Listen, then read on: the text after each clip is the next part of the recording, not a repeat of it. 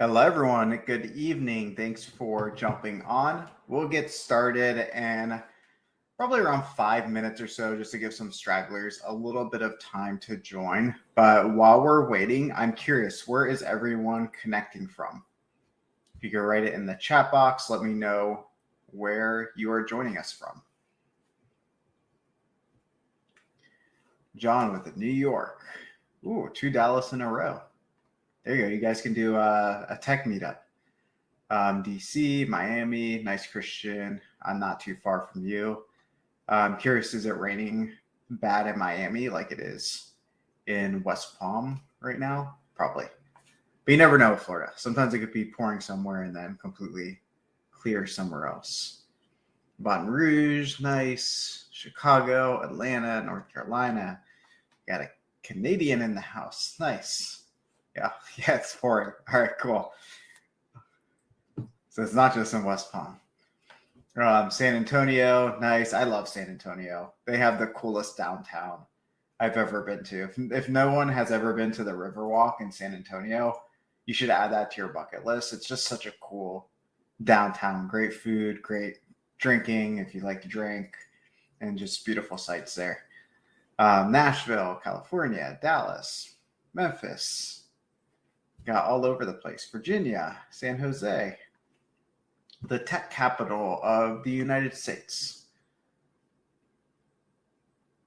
Ooh, there's a Riverwalk in Chicago. I've only ever been to Chicago in like February for a consulting project, and it was pretty miserable because it was February in Chicago, and I'm from Florida, and it's cold, and I don't do well with cold. So I don't know. My first taste of Chicago wasn't great. I did walk around.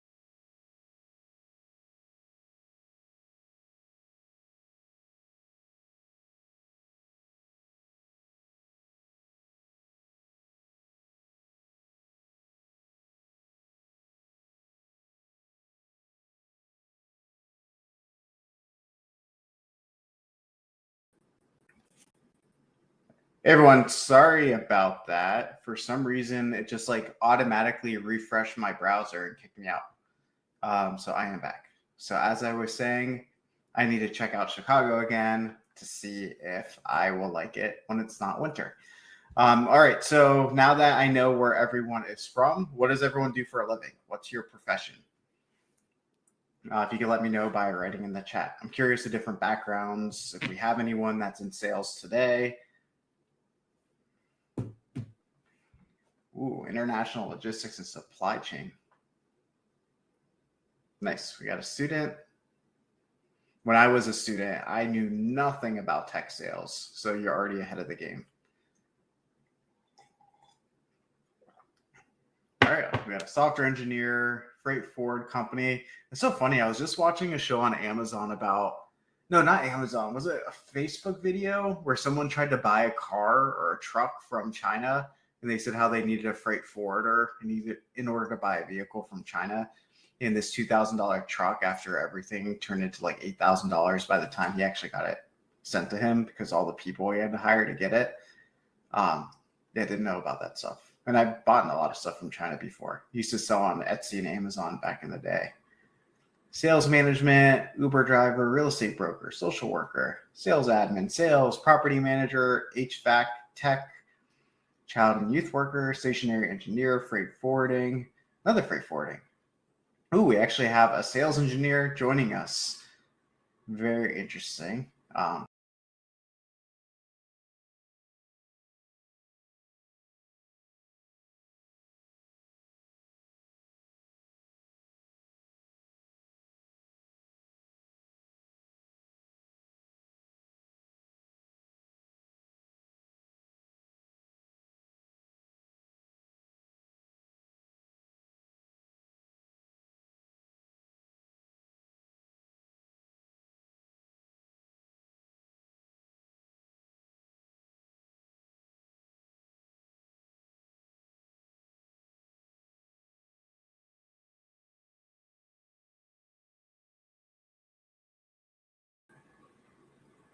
All right.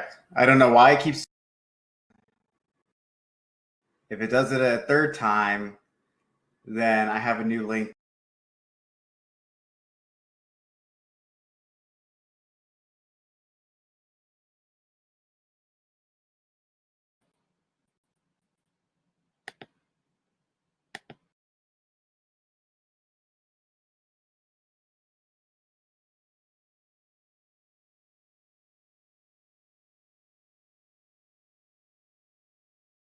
I think this one's good. Hopefully.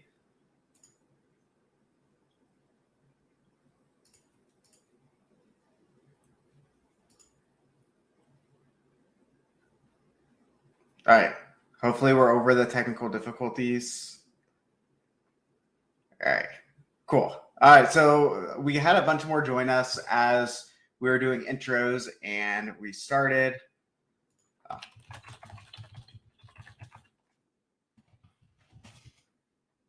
And so let's go ahead and get started. So welcome everyone. Thanks for sharing where you're from, as well as what you do for a profession. So to quickly introduce myself in today's session, we're going to be talking about the career and job market overview.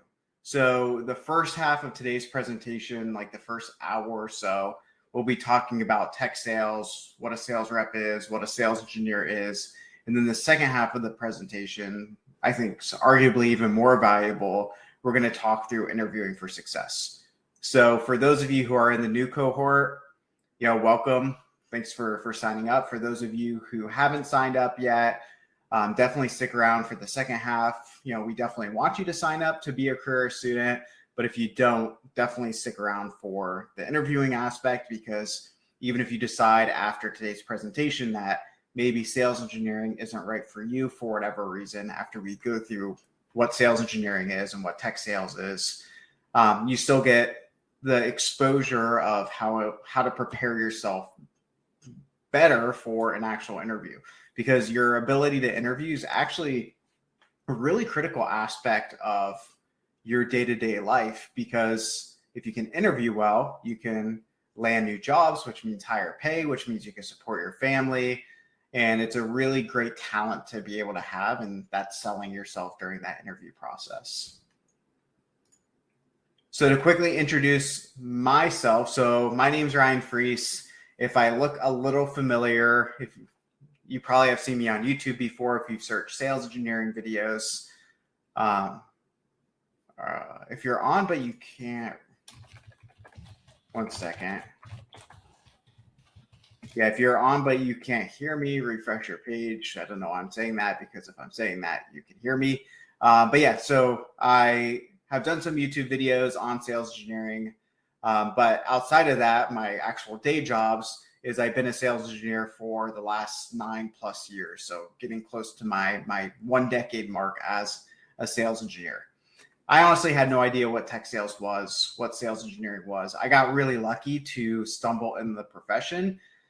And I always like to tell my students, if I can do it, you can definitely do it. I was that shy kid growing up, even in college, doing a presentation in front of my class. You saw me shaking, going like this. Like, I was not a good presenter by any means, which goes to show you if you have grit and you have a why and a want, you can definitely train that skill set, even if you feel like you're not necessarily like the social butterfly today.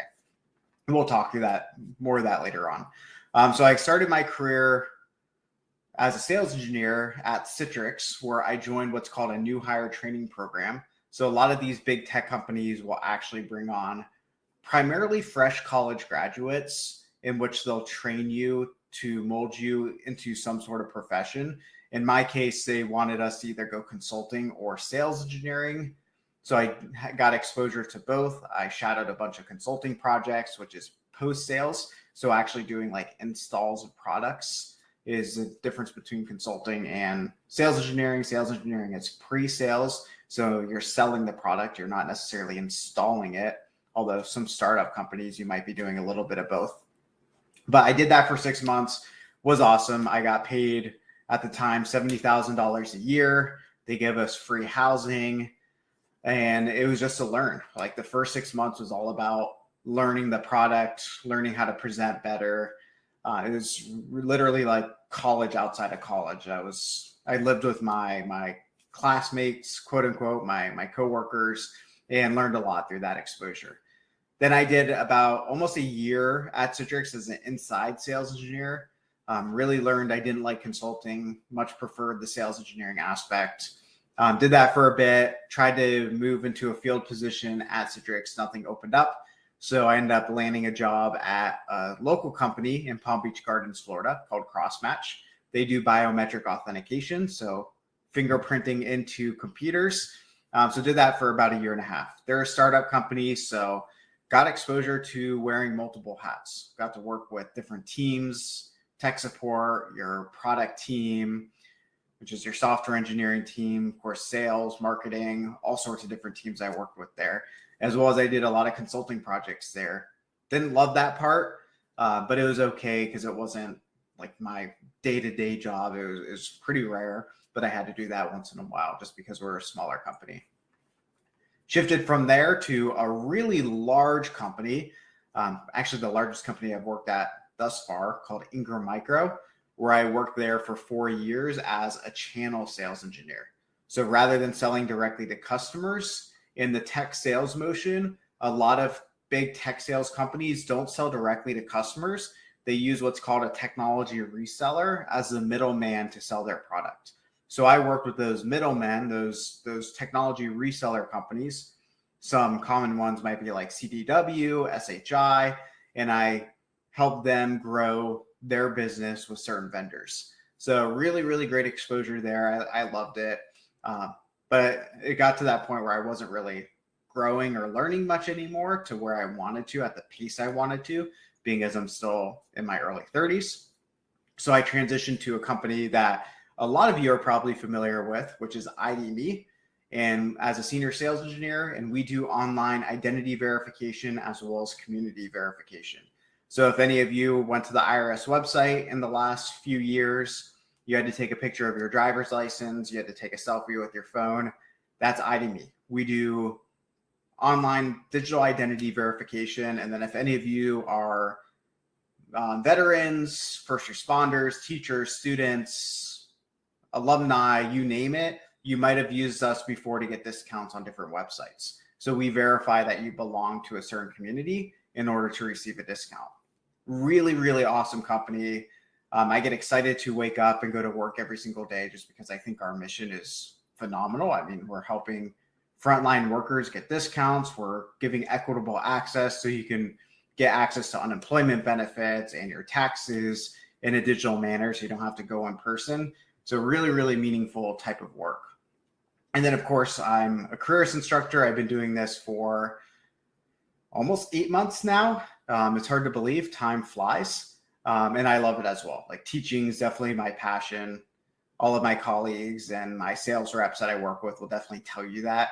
It's something I really enjoy doing. And if you enjoy doing that as well, the good news is being a sales engineer, a lot of the day-to-day is actually teaching. So we do a lot of education, so to speak. So that's a little bit about me. I like these to be interactive. So go ahead and as you have questions, write them in the chat box and I try to answer them right away or as quick as I can. Sometimes we get groups that have a ton of questions and like I'll be 20 questions behind, but most of the time I'm pretty good at keeping up with that.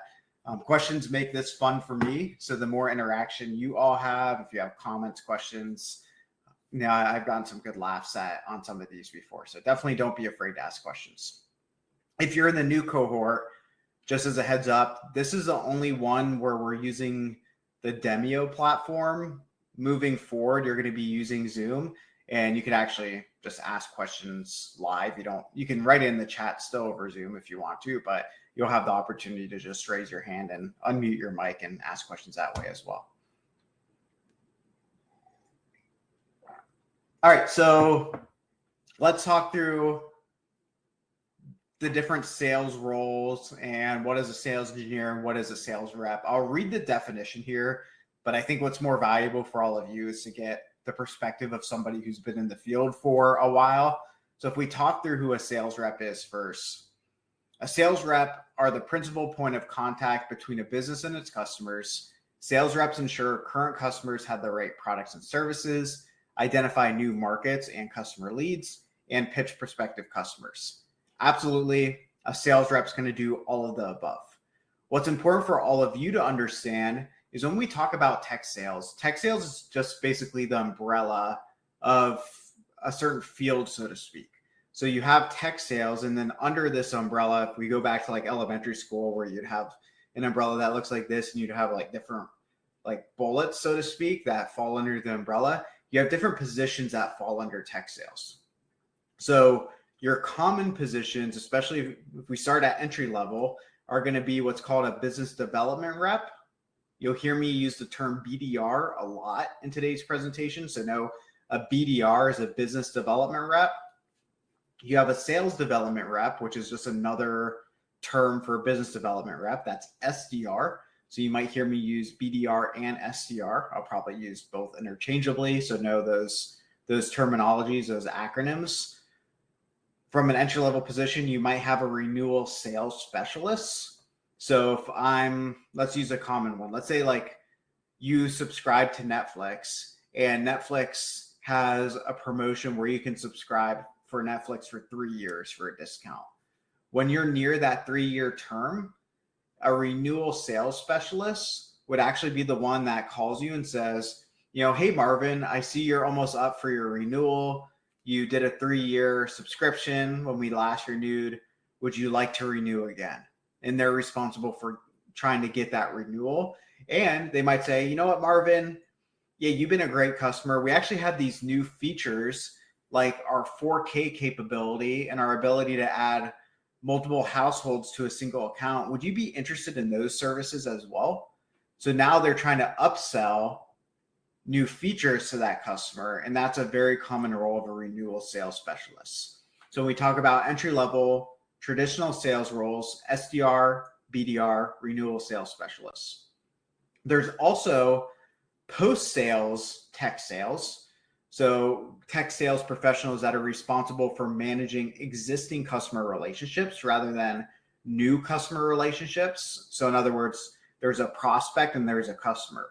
A prospect is the one that you're trying to get to sign up to be a customer. In other words, you want them to basically pay a purchase order to become a customer. And then when they pay that purchase order and they're now a customer, you also sometimes have a team that manages the existing customer relationships. And that team's handled by customer success. So some entry-level positions are going to be on the customer success team as well, which is still sales, but it's post-sales sales, if that makes sense. It's like account management.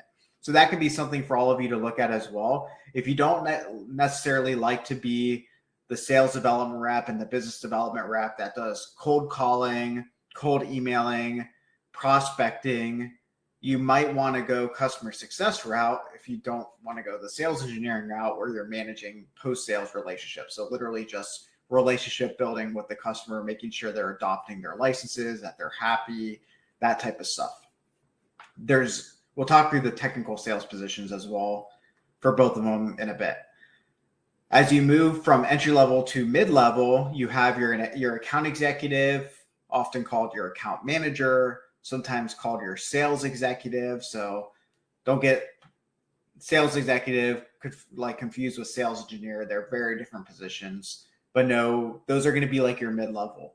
So in other words, sales development rep, there's an inbound lead through the website. The sales development rep takes that lead, they qualify that lead, and if it becomes a qualified lead, they hand it over to the account executive. And now the account executive is the one that's really doing the bulk of trying to sell to that customer. That could be anywhere from an account executive role could be anywhere from mid-level to senior level. And there's different roles within that vary from company to company as well. Of course, sales is a team sport. So along with these traditional sales rep type roles, you have your sales engineering type position as well, which let's go through this really quick, which I'll get to in just a second. I skipped ahead a little bit.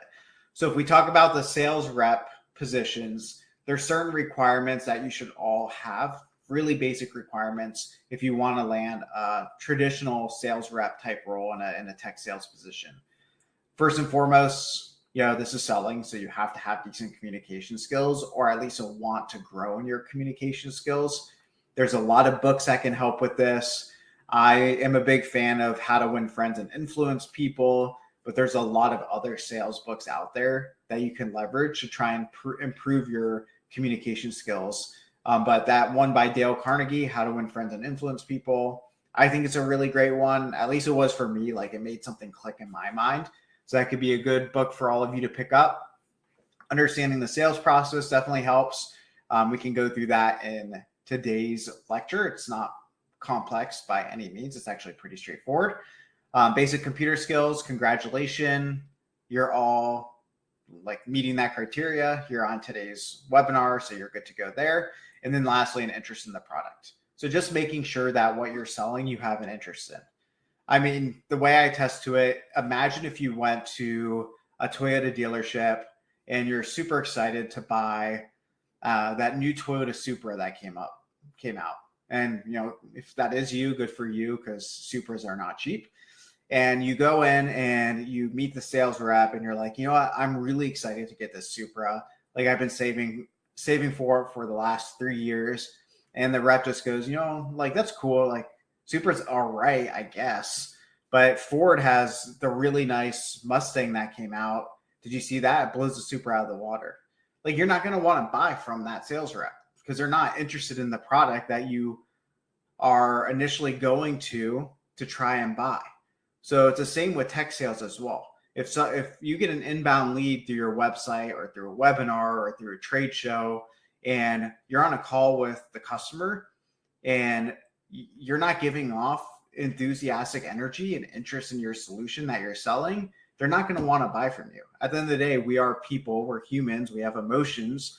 We want to buy from somebody that exuberates, positivity and enthusiasm and likability. So that's something that I think a lot of people don't take for granted. So make sure when you take a position that it's a product that you could see yourself selling. If you are against the mission, I would potentially reconsider taking that position unless it was like a stepping stone for your next role.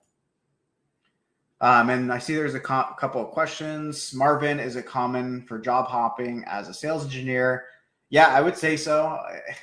It's so funny because there's usually always at least like 1 or 2 questions about, does your age make it harder to land a position as a sales engineer? More so on like the older side. And what I always respond to that is I'm like, well, yeah, maybe. I can't say for certain that it's not an issue. It really depends on the personality on the other side that's hiring the individual. But if you look at the stigmatism on the millennial generation, we're called the job hopping generation. And it's true. Like, the reality is, I think the average tenure of a millennial, I forget what the statistic was. It was like, I think like 2 point something years.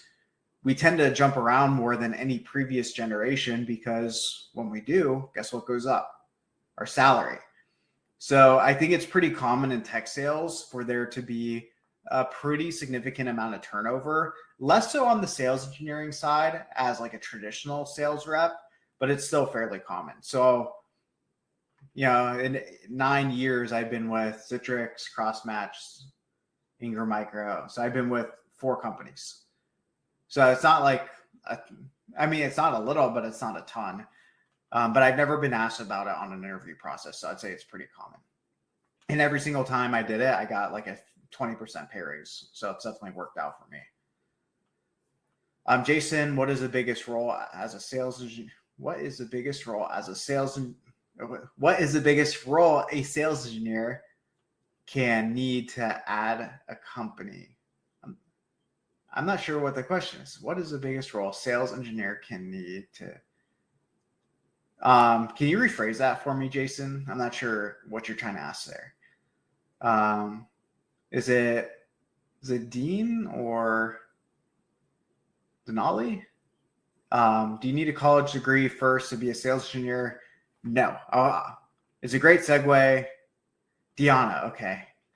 I'll try to remember that. I probably won't remember that. I'm prone to butcher all names, so sorry ahead of time for all of you. But yeah, so yeah, we'll get to I'll give you my opinion on college degrees personally, and I have 2 degrees myself, so you get to hear that in just a bit. All right, Jason, do you need?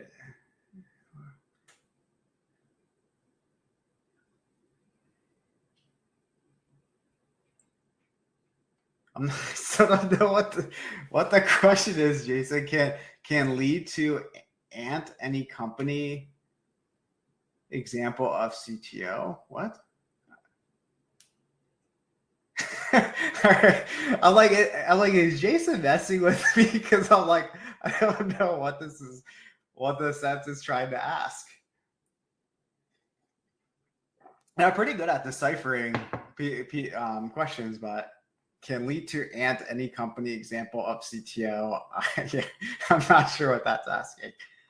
All right, so let's jump into who a sales engineer is. I'll read the definition here, and again, I'll give you my take because I get this all the time where a random stranger or even somebody from like high school or something you'll run into, and they'll be like, "Oh, what are you up to? What do you do for work?"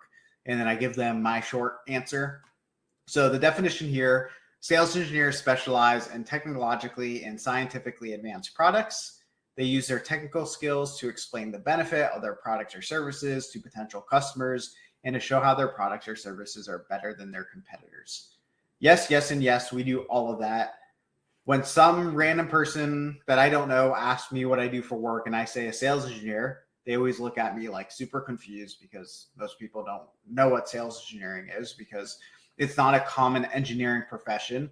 Like if you say like aeronautical or mechanical or civil, even electrical, those are more well-known engineering professions. Sales engineering isn't, which is funny because actually sales engineering pays higher than most of those other professionals or professions as well. I have a lot of friends with 5 to 7 years of experience making well over 200K. I don't know many civil engineers that make over 200K, even if they've been in the industry for 10, 15, 20 years. So it's a very well-paid profession because it's hard to find somebody that fits both the sales persona as well as a technical persona. But anyways, what I would typically say is I'm the technical resource that works with the salesperson to drive a sale. Like at the end of the day, I'm the engineer that works with a sales rep to help drive a sale for some sort of technology. That's what we're doing. Sales is a team sport. You have to have multiple personas within a tech sales team in order to successfully sell. And your roles are pretty well divided as a sales engineer versus an account executive or a sales development rep. You have certain roles that you're doing as a sales engineer, like the product demo, the proof of concept, answering any technical questions, or as an account executive, they're doing the initial qualification along with the sales development rep. They're doing the negotiation for pricing. They're sharing pricing. They're handling all the legal stuff with the the legal team and making sure that gets ironed out. And as well as you're both doing relationship building. So there's some crossover there, of course, as well. So when we talk about requirements, this goes to the earlier question, do you need to have a degree in order to have a sales engineer or in order to land a sales engineering profession? The answer is no, absolutely not. You do not need to have a college degree, especially with education so widely available nowadays with different boot camps, Udemy courses, YouTube videos. In my opinion, and again, coming from somebody who has 2 college degrees, I think college is overrated. It's very expensive for what you get. And in my opinion, in tech sales in particular, a college degree does not help you in tech sales. I don't use anything I learned in college in my job in tech sales. If you have a college degree, still put that on your resume. That can definitely help. There's probably still maybe a handful of companies that require a college degree, but I think that's becoming antiquated. If I was a hiring manager, and I've interviewed a bunch of people before in the past with my hiring manager, if somebody had a very specialized boot camp experience and exposure into a sales engineer, into a tech sales course versus somebody that had, like an electrical engineering degree or a standard computer engineering degree, I would personally be more interested in the boot camp because I know they've been trained and specialized to give product demos, to understand the sales process. So that's my 2 cents there. When we talk about the requirements, the top 4 are the same as a sales rep, which makes a lot of sense, right? Because the title is sales engineer. Sometimes you'll see it as solution engineering or solutions architect, but they're all the same things. We have to be both sales focused and technical focused. So communication skills, understanding the sales process, that all remains the same. The bottom 2 are what change. So the primary difference between an account executive and a sales engineer is having a problem-solving mindset and a strong desire to work with technologies and becoming the technical subject matter expert. So I want that to sink in for everyone. Desire to work with technologies. If you don't want to be technical, if you don't want to know how technology works and to demonstrate technology and to basically educate customers on how your technology works, you might want to go traditional sales versus sales engineering. Same with problem-solving mindset. We work with all sorts of different types of customers, different types of use cases. So we're constantly thinking of new ways to solve for those use cases, especially as you become more tenured in your role and you end up landing a senior level role. That's where you're working with enterprise level customers where they come to you with a use case that you might not solve 100% for, but you have to still identify as something that your company may want to put engineering hours into to solve for this customer's need because you want their business because they're a huge company and they might be paying you $3 to $5 million a year, whatever the case may be. So we have to have that problem-solving mindset as well. All right, so a couple of questions here. Actually, a bunch of questions here.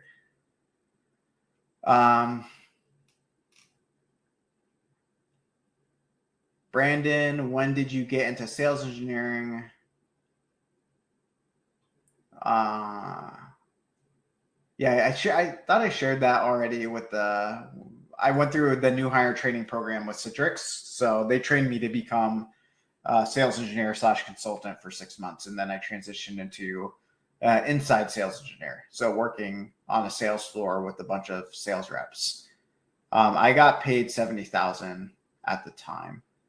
I would say like for an entry level SE position, it really depends on there's variables to it. It's based on your background, location, that type of stuff. But from what I've seen from career students that land like an associate sales engineering position, they typically land anywhere from like 70 to 100,000 a year from what I've seen. So pretty solid salary right off the bat.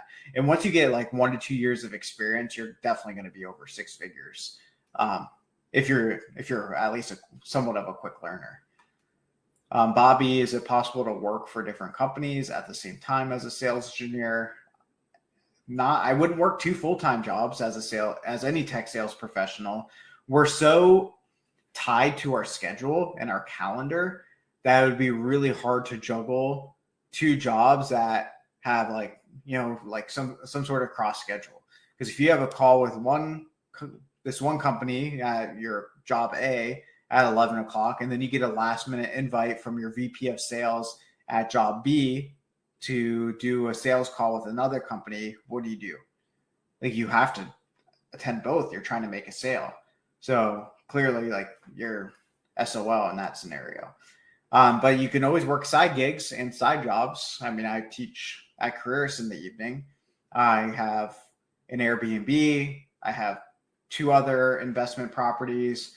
I've sold on Amazon, on Etsy, a bunch of stuff that I've done before. I have the YouTube channel, so on and so forth. All right, T, what are the pain points in the sales engineering role?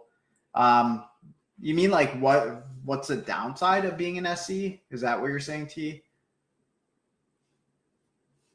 Like okay. Yeah. I'm such a, so like, I'll admit I'm kind of biased. I'm such a fanboy of being a sales engineer for 2 reasons. First, when I was in college, I always said, like, I made it if I would make $70,000 a year. Like, that was always my goal. I grew up fairly like lower middle income, so we never traveled anywhere. I had a decent childhood, but like, we didn't have things that I've seen like a lot of my friends have. So I always thought, like, man, if I could just make 70,000 a year, like, I've made it. That's more money than my parents ever made growing up. So like, I'm just in disbelief at how much I'm making at an early age of 32. So I'm a big fan of the possibilities of what the profession provides financially. And then also, like, for what we get paid, our job is really fun. Like, you get to travel, you get to work with all sorts of personalities. It's not like a typical like monotonous job where you're doing the same thing over and over again. It's constantly challenging you. So you're always trying new things and you're thinking of new ways and you're learning all the time. So there's very few downsides from my experience of being an SE. There's always going to be like managers you don't like, or frustrations if you need a product enhancement and the product team just won't do it. And if they did do it, you can make a lot more sales, or you're not hitting your quota, so you're not getting your full pay. So like, there's always little stuff like that, but like the span of the role, I'm such a fanboy of it. Like, being in tech sales, regardless of if it's a sales engineer or another tech sales position, in my opinion, is one of the best fields you can get into. And you don't have to like go to school for 8 to 10 years, like a doctor or a dentist. And, you might not be making as much as a doctor, but, depending on how you move up your trajectory, if you're really good, you potentially could make even more than a doctor if you end up becoming like a director or a VP of sales engineering or sales in general. I think the slides will be available. Jason, from a sales engineering role, what's the biggest position this can lead to? That's where the CTO came in. So Jason, yes. So great question. Typically from what I've seen, and I follow like a lot of like, there's a sales engineering subreddit, if any of you are a fan of Reddit. So I read a lot in there. I know a lot of people in the industry. Like, even my director's been in the industry for as long as me, and he's surprised at just how many people I know, just because I like to network. What I've typically seen is, from an SE perspective, the highest you can go is a VP of sales engineering. We actually just hired a new one at IDME. So they're VP of sales engineering.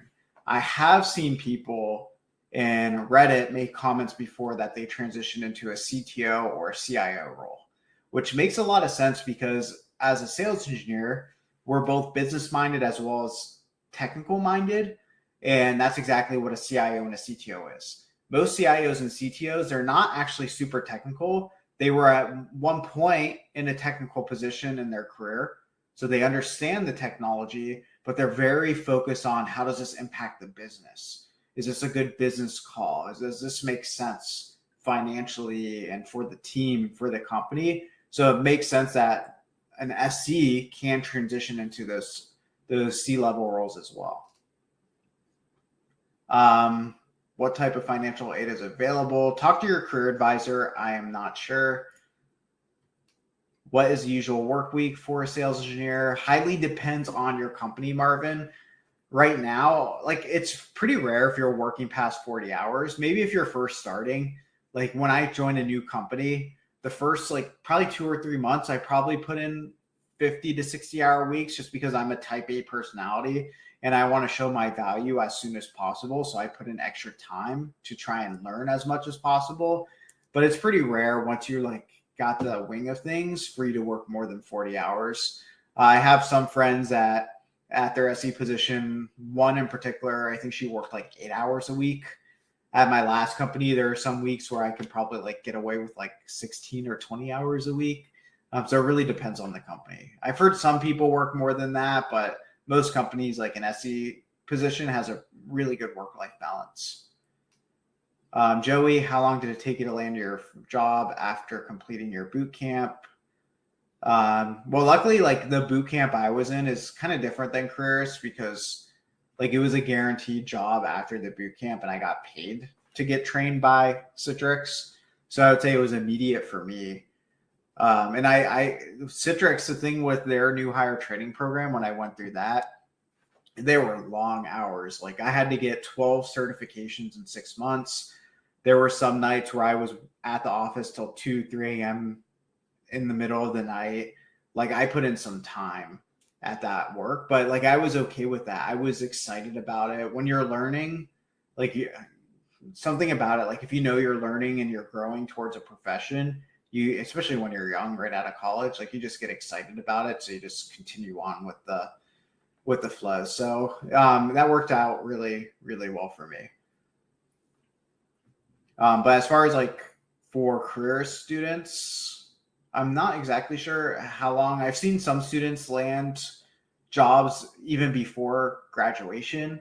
I've seen some students land jobs a week after. I've seen some take 3 to 4 months. I had one, I just had a call with him and he was really good. He actually used to be, he used to work for Tony Robbins as like, if you go to his conference, he's one of the people that like helped you self-develop and grow. So he's a really good communicator.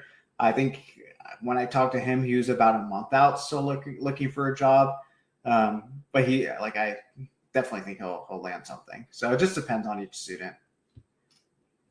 All right, so I see some questions there. Let's go back into the content and then I'll get to those questions.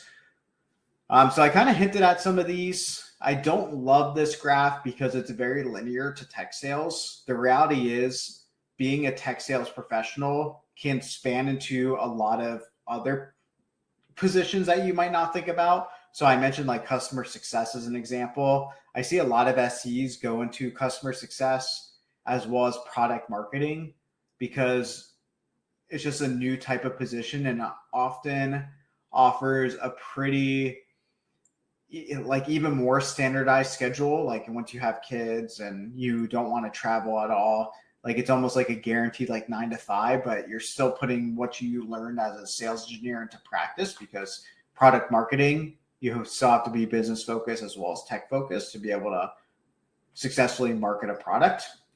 Same with customer success. There's a lot of transferable skills there as well.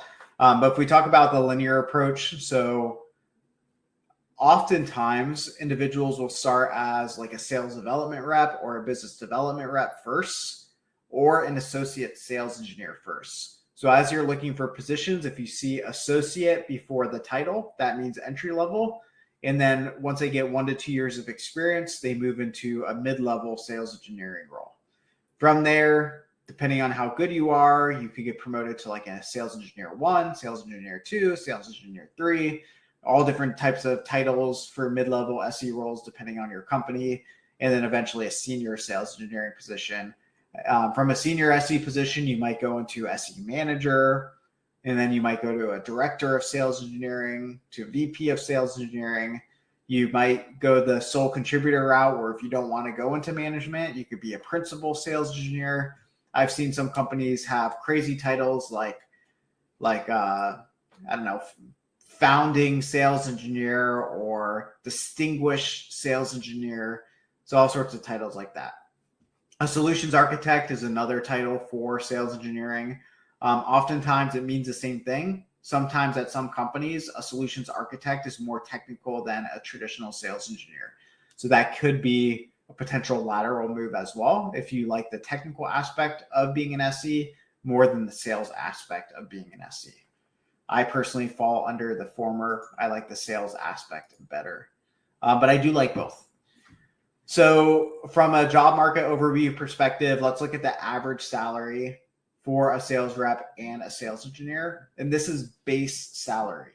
So in tech sales, you have what's called on-target earning, so OTE. That OTE is made up of your base salary as well as your variable component of your pay, aka your commission. So from a sales rep perspective, typically you're going to be on a 50-50 or a 60-40 split, meaning your base salary is going to, or your OTE, 50% of it would be your base salary, and the other 50% would be your commission if you're on a 50-50 split. If you're on a 60-40, 60% is your base, 40% is your commission, and that makes up your OTE, your on-target earning. Same for sales engineering. Typically, sales engineering has a higher base. Either you're going to be 70-30, 75-25, or 80-20 is more common. You might land a job where you're actually 100% base with like a bonus component. I've seen that as well, which means for your sales rep, the average base salary of being 63K means the average OTE is probably around like that 126K mark if you include the commission component. So there's something to note there. That's just your base. Your commission's not guaranteed, but if you work for a good company, you can of course hit 100% or even surpass 100% to make a lot of money if you're making a lot of sales. For a sales engineer, if your base is 111K and you're on, let's say like an 80-20, I think that'd put you at like 140, something like that. If I'm doing the math right, around there, on target earning, if you're on like an 80-20 split. So hopefully that helps. One thing I'll say about this, because this comes up a lot, a sales engineer tends to have more stability than a sales rep and less turnover, because a sales position is really black and white, meaning if you don't sell, you're not performing, which means if you're not performing regularly, you're probably going to get let go. A sales engineer isn't responsible for pipeline and quota for the territory, meaning if you as a sales engineer don't hit your commission, it's not your fault, it's your sales rep's fault. So they'll get let go, you'll be fine. But if you're selling a lot, let's say you guys hit 500% for that quarter because you close a really massive deal, your sales rep's going to make a lot more money than you as a sales engineer. They have higher accelerators than you. Their portion of their commission's much higher than yours. So while for that quarter they might make like 500,000, or that's probably really high. Let's say they make like $300,000 just in that quarter alone because they close a massive deal. You as a sales engineer might make like $50,000 or $75,000 in commission for that quarter, just as an example, because there's usually caps for an SE position. So that's something to note as well. I have a friend that actually moved from being an SE to an account executive. In his first year, he went from like making, I think like 150K a year to his first year, he made 500,000 because he closed a really large opportunity that year. So it can definitely happen. Yeah, and great question. As an SE, is this a remote position? How many hours do you work a week? Is there a company car for traveling? Yeah, most SE positions are remote. There's still some that are in the office, but the majority will be remote.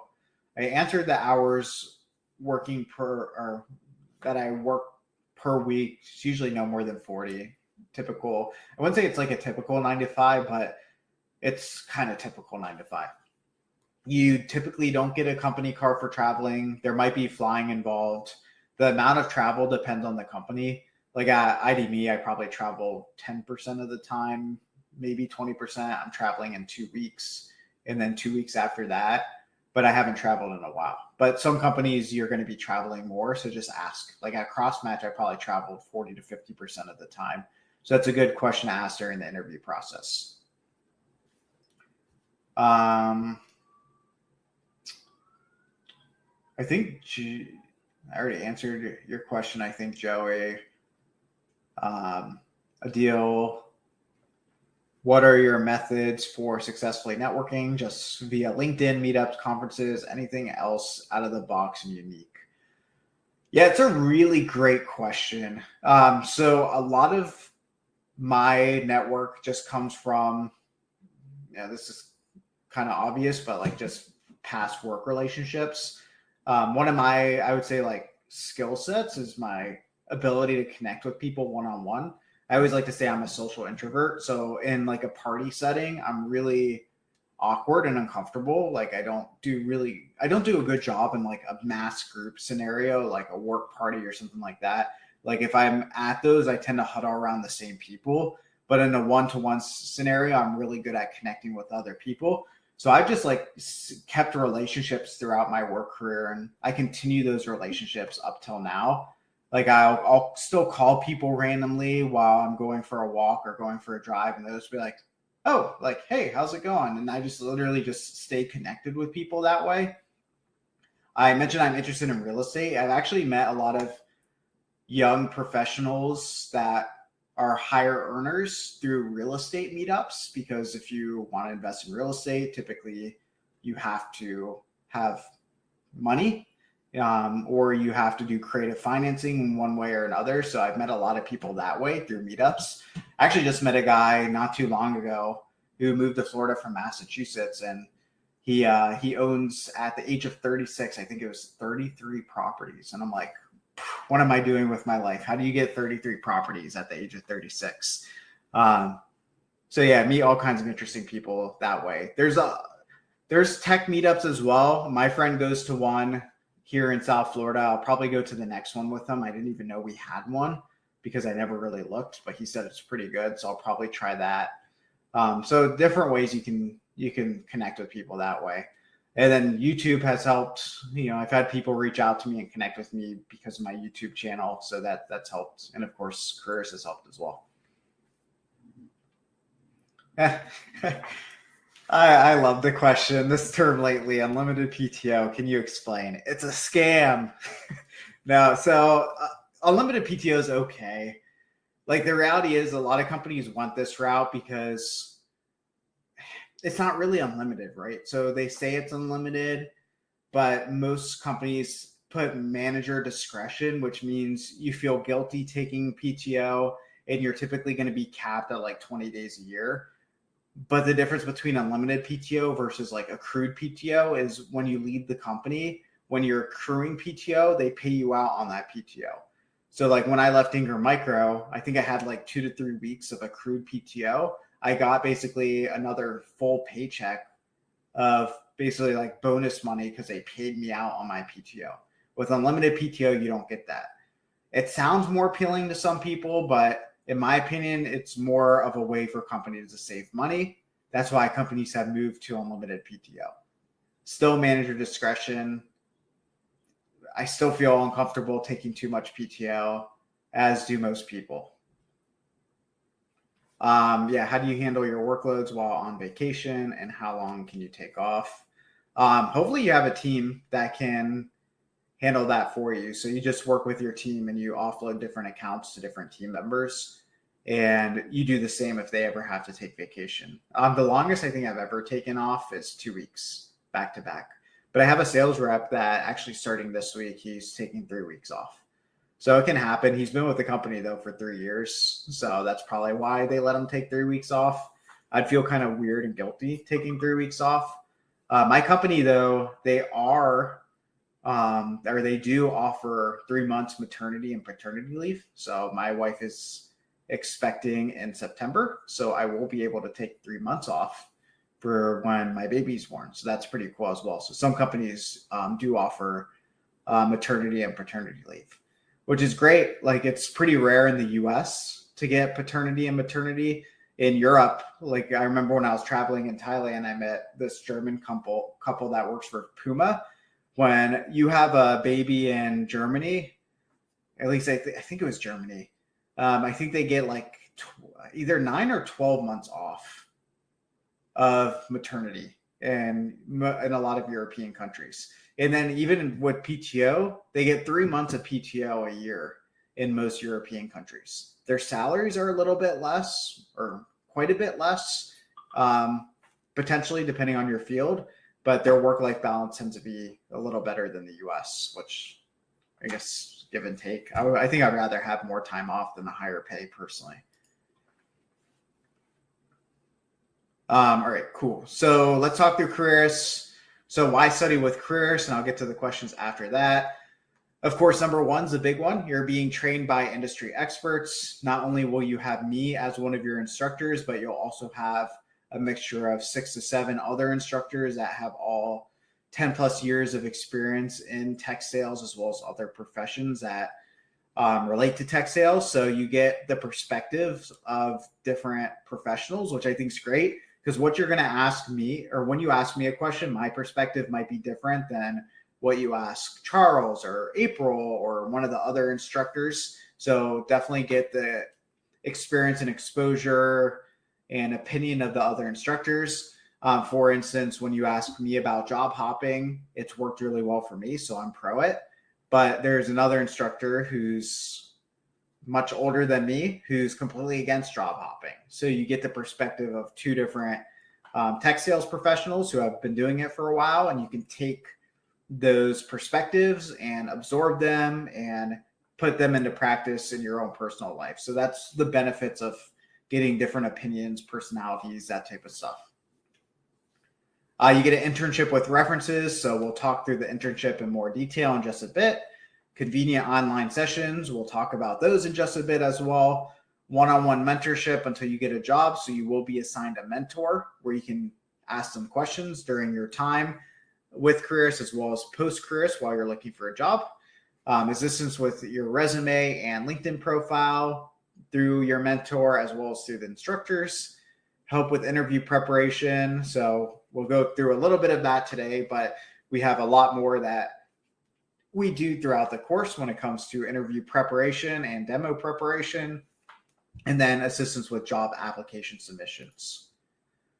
So one of the nice things about careers as well is they do offer 100% money back guarantee if you don't land a job in tech within 1 year of graduation. There are some eligibility requirements, of course, like if you sign up and you don't do any of the training modules or the assignments, or you don't actually apply for jobs. Like obviously it's not fair for careers to give you your money back if you're not like actually actively trying to land a job in tech and tech sales. But if you are and you're not having success, they do offer the 100% money back guarantee. And then the tuition. So if you're in the new cohort, you don't have to worry about this. If you're joining us today and you're kind of on the edge and deciding if you want to join, this is the tuition. Don't ask me about financial aid or payment plans or anything like that. I don't know. I'm just an instructor. But here you can see if you did want to sign up, that's going to be the costs. You should see a little pop-up that just came up just now. If you want to learn more about that offer and the different options that you may have for payment and all that stuff, go ahead and click that and you talk to your career advisor that can walk you through that. So while we have that open, let me address a couple other questions. So Jasmine, do they still have the paid gym memberships or health perks? Yeah. It depends on your company. So when I worked for Ingram Micro, they had really great ones where if I got an annual like physical as well as I think a dental cleaning every year, they paid towards my health insurance. I think it was like $50 or $60. That it was like a health credit that at the time I was doing like the high deductible plan just because I never go to the doctor's office. So I was maxing my health savings account This isn't a financial webinar, but I'm big into investing and all that stuff as well. So that was really great. They offer sometimes companies offer gym memberships. Like I've heard some companies offer like free memberships, like Class Pass, if any of you have heard of that before, or they'll give you like a $300 stipend that you can use towards any sort of gym membership, because, you know, healthy body, healthy mind. The healthier you remain, the better it is for the company with insurance and all that stuff. So, you know, it's a benefit for you as well as for them. There's also other perks, like you'll get a device either sent to you, or they'll give you a stipend so you can buy your own laptop, you know, your own iMac, Windows device, whatever your device is of choice. They might give you a cell phone stipend if you work from home. I've gone before $50 a month, $75 a month. Crossmatch, I think, paid for my internet as well. They gave me like $60 a month towards that. Don't get that at IDME, but it was pretty cool to get that as well. So yeah, you get all sorts of different perks depending on your company. You just need to ask about those. I wouldn't ask about those until you actually receive an offer letter, though. Yeah, that's awesome. 12 months, Sweden, both parents. I wish we had that. Like, knowing I have a baby on the way, if I can spend the first 12 months of their life and not have to work, like that would be amazing. I'm happy with 3 months. Don't get me wrong, because I still think that's pretty generous. Most companies don't even offer that in the US, but man, 12 months would be phenomenal. Bobby, with artificial intelligence taking off, do you think this will affect the stability of these roles? No, it's so funny. I shouldn't mention it on. No, I won't mention it. But I made a LinkedIn marketing ad for something I've been doing outside of careers, and I made the comment like, with software engineers and sales engineers and like artificial intelligence, I made like a graphic about it, saying like AI is going to replace a job as a software engineer, but it's going to increase the need for a sales engineer, because a sales engineer is going to sell the artificial intelligence. They're not going to, it's not going to replace them, because AI can't sell for you. It can't take person to person connections and human to human interaction. It can't do that. What it can do is it can help subsidize and potentially even replace the code needed for these technologies to run, or supplement it. So it's kind of an interesting subject. I don't think it's going to replace a sales type role. I think if anything, it's going to make it more prominent, because as AI takes off, you're going to need people to sell the AI still. Like, you have to have somebody that understands it. How is your benefits as an SE? Yeah, that depends on company to company as well. Sometimes it's really good, and then sometimes it's okay. So if we're talking about health benefits, it really depends on the company. If you work for a big company, it's probably going to be really good. If you work for a startup company, it's probably going to be meh, just from my experience. You get assigned the mentor, Joey, I think within like the second week, if I recall. So it's pretty early on. All right, so let's look at the program roadmap by careerists, since we're already an hour in. First is education. So I'll show you the schedule in just a bit. Then we'll have you do a mock interview as well as a mock demo along with that interview. Then after graduation, you have an optional 3-week internship following the 6-week education before graduation. It is optional. You don't have to do the internship, but I don't see why you wouldn't. It's another way to grow your own self.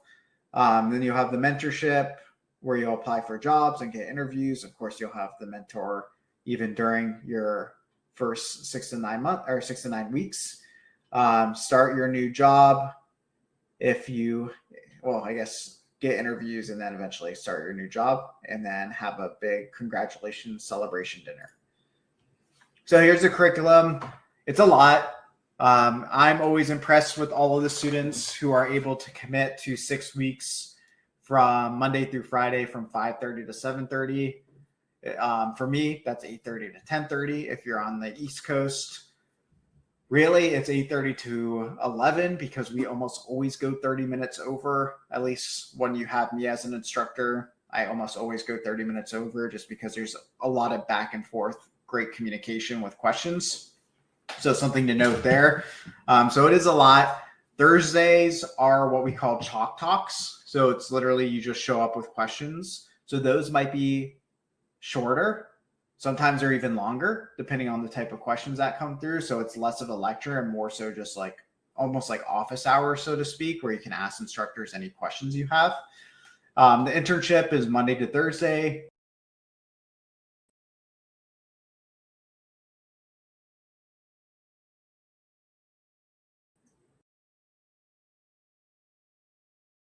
Ooh, all right, that was weird. I am back. So internship 3 weeks from 5:30 to 7:30 Pacific time, and I think that's like a little bit flexible if I recall. All right. So 40 states have hired over 1,000, or 40 states, over 1,000 companies have already hired careers graduates. 57% of careers graduates work remotely today. So keep in mind your entry level positions sometimes aren't remote. So that's why the number is not as high as you'd probably expect. But as you move to more mid level positions, from my experience, my exposure, those are majority going to be remote. Just really depends. So if you live in any of these gray states, maybe you could be the first one to turn that into orange for careerists. But it goes to show you, like, I'm not actually not surprised by the states that are like gray, because I just wouldn't imagine those states to have a lot of tech in general. So not big surprise there.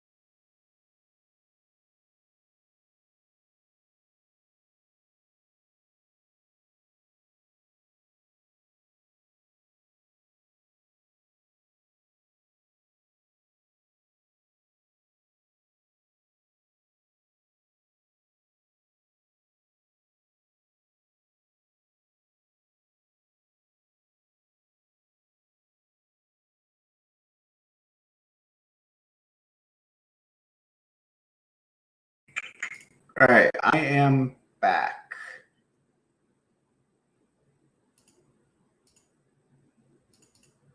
All right, sweet. That was weird. It just randomly kept on disconnecting me, even though my internet is good and up and running. All right, awesome. So I'm back. So yeah, that's everything from the first half of today's presentation. And now we're going to move into interviewing for success and improving your own interview capabilities, which, again, as I mentioned before, is actually really, really critical to the span of your life if you think about it. If you can sell yourself well and you can interview well, you can really help propel your own career, which is more financial gain, more excitement because you're growing as an individual. You get a sense of purpose by landing that dream job. So it is something that is actually rather critical to your day-to-day life. You might not think of it as something that's critical, but the reality is your ability to interview well is something that is extremely, extremely important. So we like to start most of our presentations with a quote. This one's a little bit different because we did the intro to tech sales, and then we're jumping into the more like course type content. Here we say, ask what we do best. Few of us would say doing a great job interview. Yet this is one of the most rewarding abilities in life. This is by Thea Kelly, author of Get That Job, the quick and complete guide to winning an interview. So this kind of just highlights and mimics what I was saying earlier, that it's just one of those things that people don't think about as an amazing skill set to have. But the reality is it is something that you should hone, you should practice, Made a video about this for sales engineering interview tips over a year ago. And this was before I ever even started with Careerists.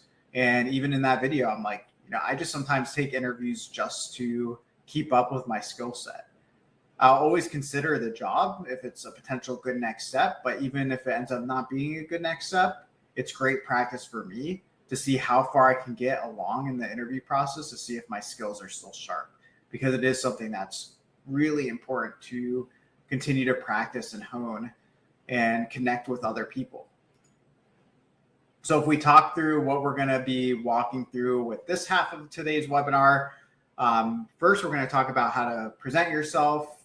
We're going to talk about the goal of a job interview, the types of interviews, interview questions, problem-solving frameworks, behavioral questions, a STAR method. We'll take a break, and then we'll do an activity where we'll do some back and forth role playing. All right, so I think I answered your question there already, Joey. So great. So let's talk through how to present yourself. So I'd say a lot of this is pretty straightforward, so bear with me here. Or maybe it's not for some of you, which is why we cover it. First is know the industry dress norms when you're doing an interview. If you're doing a remote interview for a tech sales position, I wouldn't necessarily wear a t-shirt like this. I would probably put on a golf shirt, a polo, maybe a button-up, button-down, depending on which way you like to actually button your shirt. But that's probably as far as I would go. I wouldn't wear a suit. I wouldn't wear a tie, especially not for any sort of Zoom type interview where you're remote, where it's over the computer. It's too try hard. Most tech sales professionals nowadays, they wear this to their work calls. Even my customers that I talk to, the majority of them are in t-shirts because people like to be comfortable. So if you're doing an interview, know the dress norms for what you're applying to.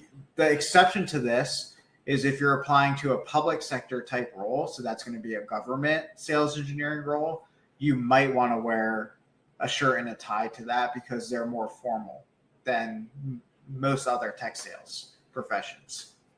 If you're female joining us, just wear a nice top.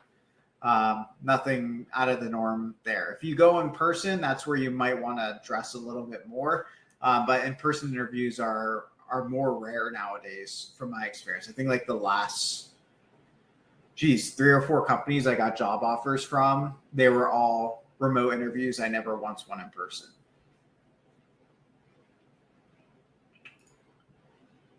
This one's actually probably more important than what you're wearing.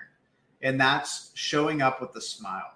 So this is a big one where if any of you do end up picking up the book, How to Win Friends, Influence People, they actually mention this, how somebody will make an opinion of you based on the first impression.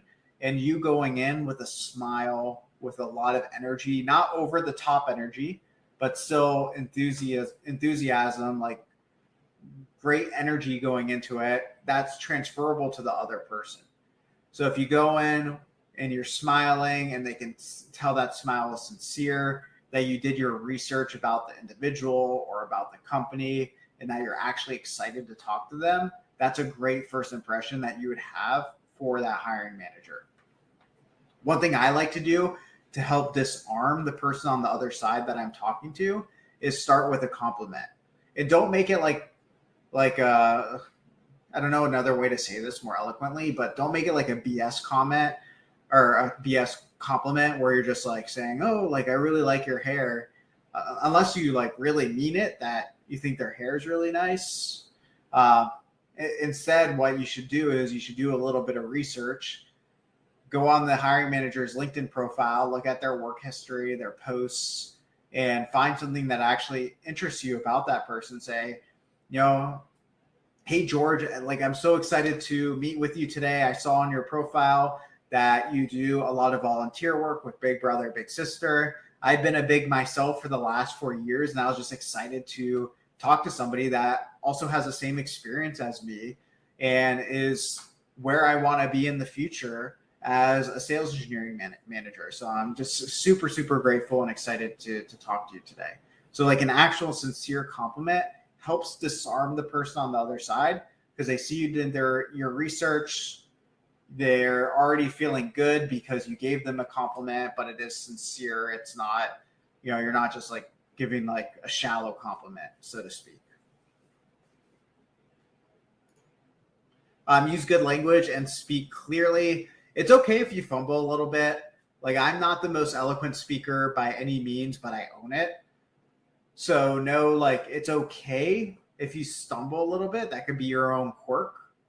People complain or talk or put emphasis on filler words a lot, such as using or like or like don't use it on every sentence because that becomes too much. But in regular human speech, we use those filler words. So it's okay if you use those once in a while. What's more important to keep more like focus on is avoiding foul language, avoiding slang, avoiding jargon, avoiding acronyms, because those either look unprofessional or you can make the hiring manager on the other side feel inadequate, because if you're using acronyms because your profession, those are common, the hiring manager might not necessarily know what that acronym is. So if you're using, because you're in healthcare, like EHR and EMR, the person on the other line might not actually know what an EHR and EMR is. If you've been in healthcare, that's an electronic health record, electronic medical record, but be careful using acronyms because you don't want to try and stump the person on the other side of the phone that is you're trying to get to like you and to hire you. Be concise with your answers. So use the STAR method, which we'll get into in just a bit. And unless your interview tells you to do so, try to avoid going over your allotted time. If you do go over time, it does kind of show that you're not being careful and cognizant of the time, which is a little bit unprofessional. What I like to do instead, because Sales 101, we're constantly basing our time on our calendar and we're constantly having customer meetings. And as a part of that, we want to be cognizant of time with those customers. What I like to do, even on interviews, is if I see we have a 30-minute meeting scheduled or 30-minute interview scheduled with the hiring manager, and we're at minute 27 of the 30-minute, even if I'm mid-conversation, I'll try to say, you know what, Tom, like, or you know what, George, or you know what, Bob, I see we only have 3 minutes left. I'm loving the conversation right now. I can go over if you can, but if not, I want to make sure that we talk about the next steps and where we go from here, so I know what to expect during the interview process. What does that show? That shows you're being cognizant of the hiring manager's time, because you are basically sharing that their time's precious, that you're being aware of that. It shows you're super professional by keeping track of the time. And it also shows you have sales acumen because you're trying to set up the next steps of the interview process, which is just Sales 101. So rather than letting the time go past, you're approaching it, you're showing you're aware of it, and you're basically asking, like, hey, like I would be more than happy to go over if you have some available time. But if you don't, if you have a hard stop because you have another meeting, let's talk through next steps and where we go from here during the interview process. No one does that. Very few people do that. So if you can do that, that's immediately going to help you stick out compared to someone else that's applying for that position. And most of the time, your interview will be one-on-one. And we'll get through that, get to like the types of interviews in just a second. So this is important to be aware of. It's not like you don't have to take notes of this, but just like kind of be aware of like the goal of a job interview, both for you and for the hiring manager. For the hiring manager, they want to find the candidate that represents the least risk and the highest reward. And there's certain risk categories that they'll try and fulfill more so subconsciously. Like they probably don't have like a graph where they're saying risk versus reward, but there's certain things they're thinking about. They're thinking about how quickly can they train you? How costly are you? What salary are you going to demand? Are you a flight risk? Are you even trainable? Are you going to fit within the team? Are you going to fit within the culture? Those are all things the hiring manager is going to think about when they're looking to hire somebody on their team. From a reward standpoint, they're going to be thinking about the same thing. Oh, this person's only demanding $80,000 a year. If I can train them and I can help them absorb our information like a sponge, they can potentially be a really solid resource for a very low cost, and it's going to make me look good to my boss. Or, this person commented that they want to stay here for 10 plus years. They might be the future director of sales engineering. Like, there's certain things that they're looking at. They're looking at the least risk and the highest reward when they're bringing you on. Or maybe you fill a certain category within the team that they don't have today. Maybe they're looking for somebody that's really good at creating content, where they're looking for somebody that's really technical or really sales focused or has a technical writing capability. So they're trying to fulfill their team with a skill set that you have that the team currently doesn't have. And then for you, the applicant, you're looking for the same thing, right? You're looking for a company that represents the least risk and the highest reward. So what are some risks that companies may offer? Well, first off, what's going to be your OT? Are you going to be a 50-50 split or an 80-20 split? If you're 50-50, are you making a lot of sales? What's the pipeline? What type of customers are you selling to in your territory? Is there a high propensity for you to hit your commission, or is it pretty low? What's the competitive landscape? Are you selling against a lot of competitors in the market? What does the solution of this company have that's different from the competitive company? Do they do it better than you? If so, how do you win those deals? So there's certain things you have to consider as well, is what are the risks for you joining this organization? Do you have to relocate? Do you have a lot of travel involved? All these different aspects that you have to think about when you're taking a job as well.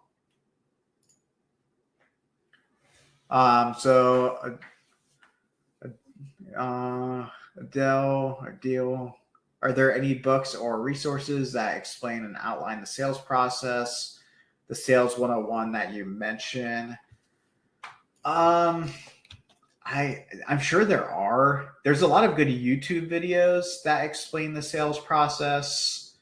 I know there's a really good book that I haven't read it personally, but I've heard good things from other people called Mastering Technical Sales that probably goes into it. It's a sales engineering specific book, but it's kind of expensive. It's like, I think it's almost $100. So that could be one maybe you could take a look at. But otherwise, I'm sure you can probably find, if you YouTube the sales process, there's probably a dime a dozen out there. So types of interviews, and this will get to the earlier question on, will this be one-on-one or a panel? So these 4 interviews here are pretty standard for any SE interview. Literally, these 4 almost always happen. Number 3 is the one that's like a sometimes. So number 1 is your screening interview. So in other words, you apply for a job, you get a call or an email from a recruiter to schedule a 30-minute call with the recruiter to walk through the company and the job. This happens every single time. So you're going to have that initial screening interview with the recruiter. They're going to ask you questions about your work history. What do you know about sales engineering? What do you know about the job? That type of stuff. They're also going to tell you about the company. They're going to walk you through, hey, this is what the company does. This is more about the hiring manager. This is what the position is. And we're looking for this type of person to fulfill this role. So they'll walk you through all of that. Use the recruiter to your advantage. The recruiter gets most of the time compensated on you landing the job, especially if it's a third-party recruiting agency. Every time they land somebody for a position, they're going to get compensated for that. Even if it's an internal HR department, like a recruiter within the company, they also typically get metrics based on landing individuals into jobs as well. So either way, the recruiter's on your side. So feel free to ask some questions. You can ask some questions about the salary. You can ask some questions about the hiring manager and the interview process. If they have any tips for you, they're 9 times out of 10 going to be on your side. If that interview goes well and they think you're a potential good fit to move on to the next interview, that's going to be with your direct manager, who the person you would actually report to if you got hired. So the hiring manager. That interview is going to be more introductory, them getting to know you, you getting to know them. They'll ask you your standard questions like, hey, tell me about yourself, and that type of stuff. So it's your opportunity to make a really good and solid first impression to the person that would actually be your hiring manager or your direct manager. So that's a super important interview to make a really great first impression. And we'll talk about that in just a little bit. Number 3, this is the one that sometimes happens. If the hiring manager likes you, they might have you do an interview with somebody on their team to do more of a technical interview to really help understand your level of technical or your sales skills. So in other words, let's say I interviewed with IDMe, hiring manager likes me really well. I have a call with somebody from the SE team and they ask me questions about technology that relate to IDMe. So they might be like, hey, like, can you explain the benefits of OAuth versus OpenID Connect? Or can you walk me through why somebody would go through a SAML integration versus an OAuth integration? So in those type of scenarios, I might not know, right? Because this is a new technology to me. Even though I have 6-7 years of SE experience, that could be completely separate type of technologies than the position I'm applying for. So what I always say, and the rule of thumb I would leave all of you with, is if you get to a technical interview and you don't know, don't lie. If you try to lie to somebody that is a subject matter expert in that technology, you're just going to fail the interview. If they ask you, can you walk me through the benefits of OAuth? And you're like, OAuth, the reason people use it is because of this, and that, and it's like completely inaccurate. They're just going to be like, like, we should not hire this person. They just like lied out of their behind. There's no reason to bring them on. Instead, if you don't know, admit to it. Say, you know what, that's a great question. Honestly, I don't have a lot of familiarity with those type of technologies based on my previous experience, but I would love to take that as away as an action item on my side and maybe do some research. And if it's okay, I can get back to you and I can let you know what I come out with, or, I'd be happy to even jump on another call. Is that okay? Or would that work for you? Or you could say, I'm actually not sure, but I would love to know more on how that works. Can we walk through that right now? Is that something you'd be willing to do? That way you're admitting you don't know, but you're showing eagerness that you want to learn, that you want to know in order to be effective in this role, instead of trying to lie, even though you don't know the answer. If you think you might know, you could say, you know what, I'm not 100% sure. I think it's this.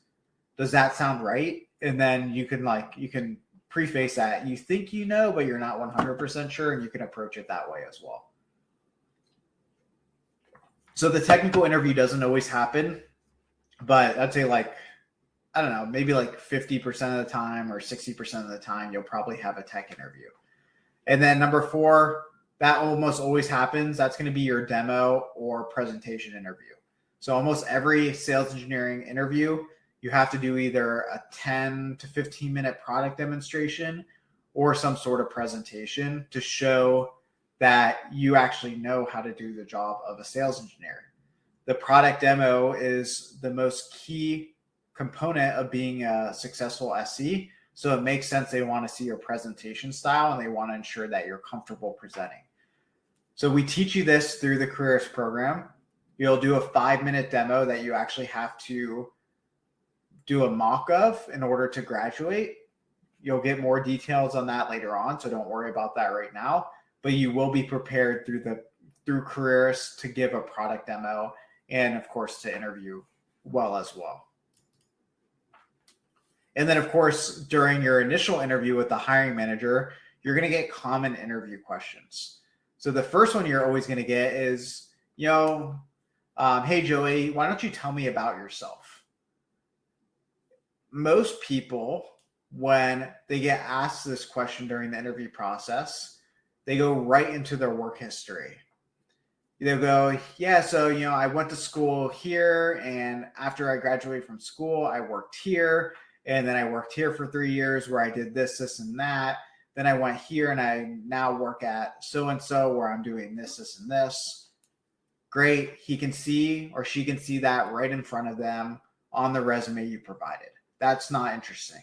You'll eventually get to that, but that's not who you are. When somebody says, tell me about yourself, if you want to become memorable in the hiring manager's eyes, you need to stand out from the pack. And the best way to do that is actually to share a little bit about yourself. What makes Joey Joey? What makes Bobby Bobby? Do things that demonstrate your personality and things that actually make you make you a human. So in other words, for me, and I instinctively did this, I think because I have read some books, but I didn't actually think about it until I started teaching it. I instinctively will share some personal things about myself. I'll be like, it's so great to meet you. Yeah, sure. I'm a Florida native. There's actually very few of us if you've ever come to Florida. So I'm one of the handful that actually was born and raised here, West Palm Beach, Florida. I absolutely love it. There's nothing better. I used to be a part of a boat club. I'd go jet skiing all the time, go boating with some friends. Love being by the water. Outside of work, I do all sorts of stuff. I am a big fan of entrepreneurship. I've done real estate investing, go to a bunch of meetups, done the whole online retail shopping, done affiliate marketing, big fan of boxing. I've been going to a boxing gym for the last 3 years. So do a lot of mitt work and things of that nature. Also very big on giving back. I've been for my little big brother, big sister for the last almost 4 years now. Mentored high school students before.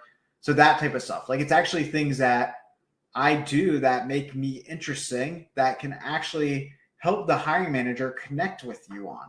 If you're sharing that you're really into water sports, or you're really into boxing, or you're a fan of, binge watching Netflix shows, or I had one person that I did a mock interview with who shared that, he's an avid anime fan, and he didn't know I liked anime, but I'm like, oh, what's your favorite anime? And we bonded on that. So those are those things that are going to actually leave a better impression in the hiring manager's mind a lot of times than your work history. Naturally, when you share that stuff, you'll get into your work history because they're going to want to know about that. But keep in mind, they have your resume right in front of you. They've probably already read it. So going through that is okay, but it's not memorable. So that's how I would start it, and I would recommend for all of you. So share who you are and what makes you you. Share about your kids, whatever the case may be, whatever makes you unique. From there, you're typically going to be asked the standard interview questions. So behavioral questions are going to be like, what did you do when? So intended to use past behavior to determine future behavior. So in other words, what did you do when you're on a call with a difficult customer, and how you're able to turn that around to do something positive for the company. Scenario questions are, what would you do? So you're giving a scenario and they want to determine how you would handle that. So what would you do if you're giving a product demonstration, and when you click the button that normally works, let's say you clicked it and it just didn't work, it gave you an error. What would you do in that scenario? How would you still continue on with your demo? So that type of stuff is something that really happens, and they want to know how you would handle that scenario to see your experience. Or what would you do if you had a call with a customer that when you started doing some discovery in the beginning, you realized what they're looking for was completely different than what your sales rep told you? What would you do in that scenario? So those are actually common questions you might get during the interview process. Those very specific ones, probably not as much for any of you that are applying for like an associate position, but for any of you applying to like a senior level position, those are really common questions that we may get. Verification questions are just to identify your experience. Cognitive ability interview. I hate this with a passion. I don't understand why companies still do this still, but you might get those. Those are like your Google type of questions where they might ask you like off the wall questions to identify how you would come to getting an answer to that question. So like one of my very early on interviews, they asked me, what's the weight of Mount Everest? And really, they don't want to know what the weight of Mount Everest is. They want to know my approach into how I would get the weight of Mount Everest. So you'd find like, well, first I'd have to identify the density of the rock and what the average rock weighs based on square footage or whatever. I know 1/3 up, there's amount of snow, and based on the time of year, there might be more snow versus other times of the year. So I need to identify how much snow is there based on the time of the year. There's certain vegetation and animal and wildlife that lives on the mountain, so I'd have to account for the weight of them as well. So like that type of stuff. I don't love it. I think they're kind of silly, but you might get asked those type of questions. And then lastly, competency questions. Those are going to be your standard technical questions to understand your level of expertise in that type of product. All right, we're running out of time, so I'm going to skip those 2 slides there. They're less important. And yeah, nice bokeh. Reginald, how long is typical training or onboarding with companies you have worked with? Yeah, a lot of companies will tell you they don't expect much of you within like the first year. I've heard that before. Your standard onboarding before you actually jump on customer calls is typically 3 months. 3 to 6 months, I would say. But usually around that 3-month mark is usually like the sweet spot that I've seen. So you get 3 months of shadowing other sales engineers, practicing your own demo, doing mocks to your manager, to your peers, that type of stuff. And typically when you first jump on customer calls, you'll typically have your manager with you or a teammate with you, just in case you need some backup. So they don't leave you like, hey, here you go, because they want to make that sale. They'll typically train you appropriately to ensure that you're effective in the role. But great question. All right, so some behavioral questions and how to prepare for those, since these are really common to get during your initial hiring manager interview. So this is kind of, again, not scenario based. It's more historical based. These are going to be questions like, hey, tell me about a time when you were working on a team project and you were dealing with an employee that just wasn't pulling their weight. How did you still have a successful outcome for that project? Or tell me about a time when you dealt with a difficult customer that just was being disgruntled, and how you're able to turn them around into actually becoming a customer or becoming something positive for your company. So those type of questions. So in order to prepare to answer those type of questions, first thing you could do is study the job description you're applying for. So if you know the type of job and the role that you're applying for and the description, you'll know the type of behavioral questions they might ask that translate to that role. Review any major projects that you've worked on. So again, these are behavioral questions. So these are looking at past behaviors. If you can review, or if you do review any major projects you've worked on, they're top of mind. So you can use those as an examples to those hypothetical behavioral type questions. You can revisit previous job performance reviews. Those usually have good notes on you as an employee. So just, again, keeps it top of mind. Same with professional accomplishments. Those are potentially examples you can give to answer some of those behavioral questions. Using the STAR method to structure your response. We'll talk through that in just a second.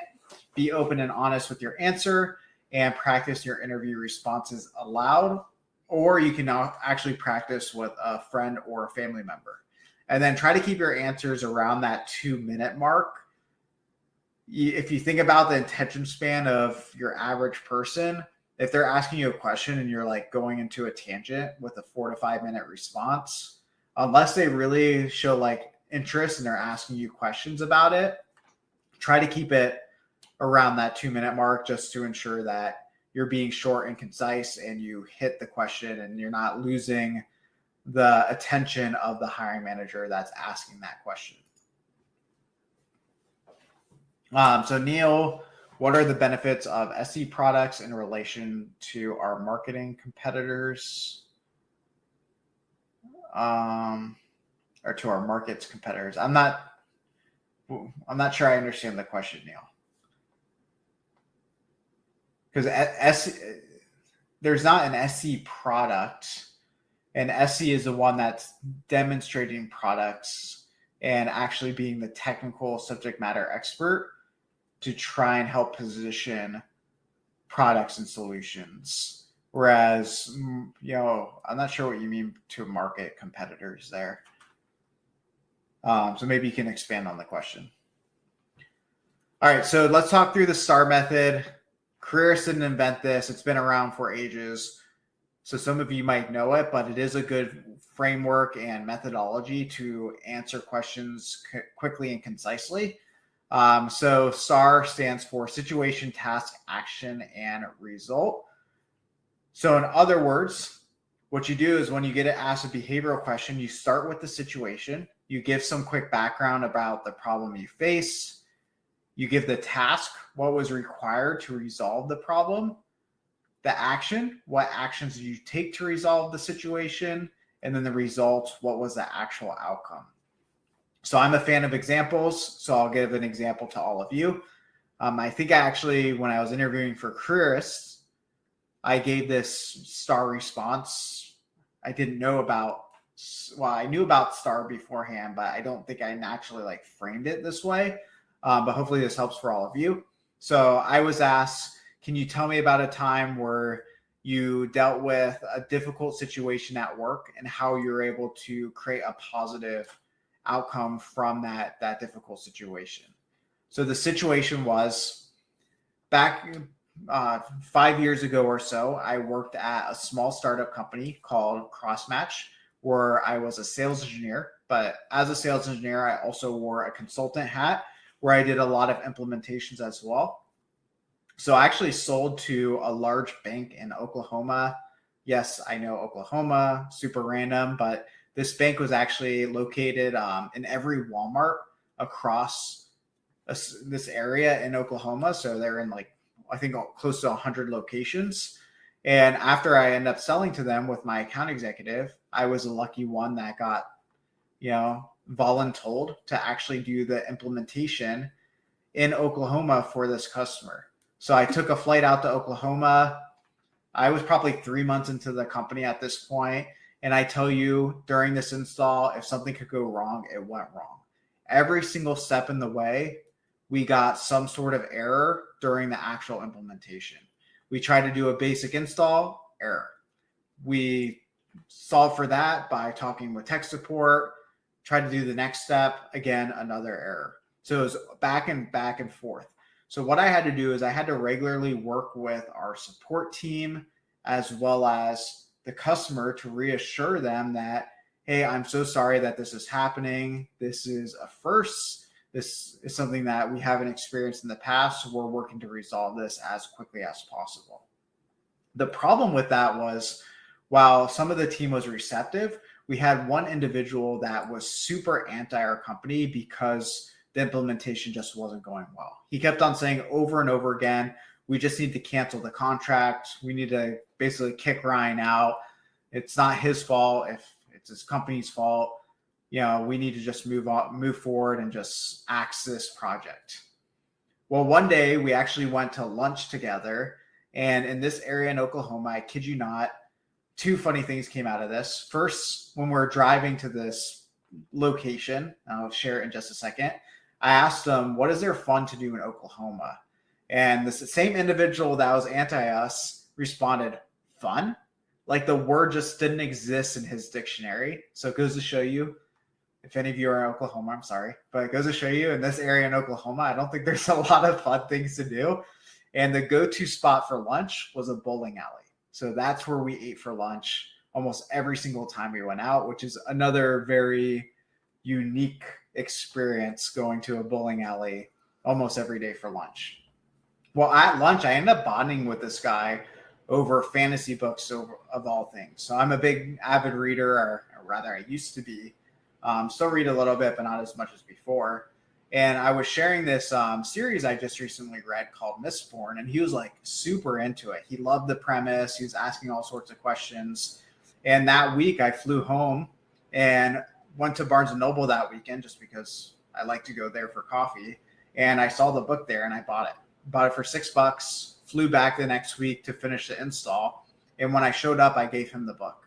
And I kid you not, that one small gesture of giving him a $6 fantasy book completely turned his narrative. He was so pro my company after that because I bonded with him and I listened to him and I connected with him, that he was just, his attitude completely turned a complete 180, and we're able to resolve every single issue along the way over that 2-week period. And we resulted in actually a successful implementation. And as far as I know today, they're still a customer. They're paying their annual contract, and they're actually at the time, they're one of the largest customers for the company. So that's something I've shared a lot before. I like sharing that one because it shows a lot of aspects of being in sales, as well as overcoming challenges and making relationships, and showing how small gestures like that can really make a big impact. I'd probably change the result a little bit to be more like financially driven for if I was actually talking to a sales engineering hiring manager. But that one tends to do really well because it has some funny components to it as well. So that's an example of a star response. What we're going to do, 2 things. So after today's session, for those of you who are in the new cohort, you will have a homework assignment in the portal where we want you to write down 20 successes. These aren't star responses. These are just 20 successes you've had either through work or, personal accomplishments or educational accomplishments, that type of stuff. So write down 20 successes so you have those top of mind. And for the next 30 minutes or so, what we'll do is we'll actually go through an exercise where I want all of you to write your own star response to a common behavioral question, and either share that in the chat, or if you want to volunteer, you can come on stage. You could share your webcam if you're brave, but if you don't want to share your webcam, that's okay. You could share over voice your own star response, and I can give you feedback on how that went. So we'll do some like back and forth role playing over the next 30 minutes or so. So that's what we're going to do. Some behavioral questions that could help for all of you is tell me about a time when you dealt with a difficult customer and how you're able to turn that around for your company. Tell me about a time when you had to deal with a difficult employee and how you're able to turn that around in your day-to-day job. Tell me about a time when you had to deal with a difficult situation and how you're able to turn that around. So that type of stuff is where you can give a star response to. I think there is for the homework, Sade. Is it Sade or Sade? I just don't know what it is. I'm typically not involved with what happens with the homework. I think it'll be posted in your Slack channel though. Or it might even on the portal, it might tell you when it's due.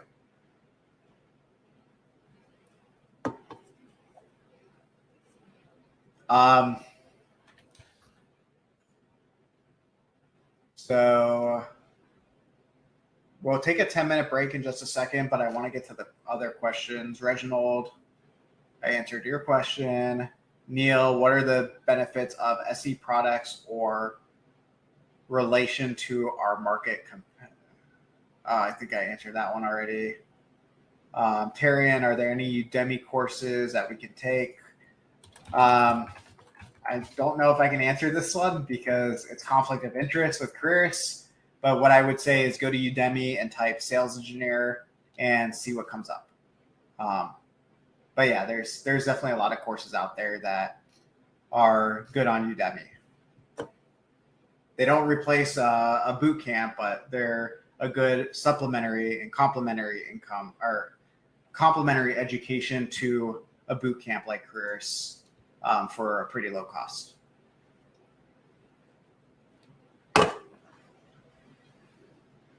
All right, so sweet. So what we'll do is I'm going to take a 10-minute break. All of you can take a 10-minute break as well, or you can start working on your star response. You can either share it in the chat, or if any of you want to be brave and be the first people to volunteer to get some practice in, let me know. Just write in the chat, say like you want to volunteer, you want to come up on stage, and we'll have Michael bring you up one-on-one when we get back at 10:30. We'll probably go into like 10:45, 10:50 to give a few of you a chance to volunteer and go through that. All right, so I will see you all in 10 minutes. Thanks, everyone.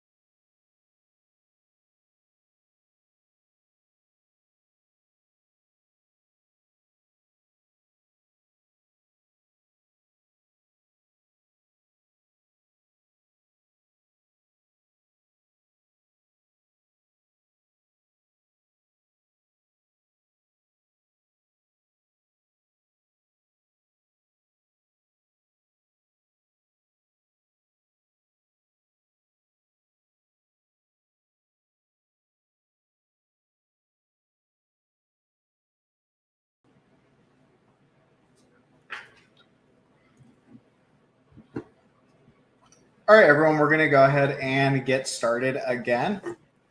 So hopefully some of you created your star response.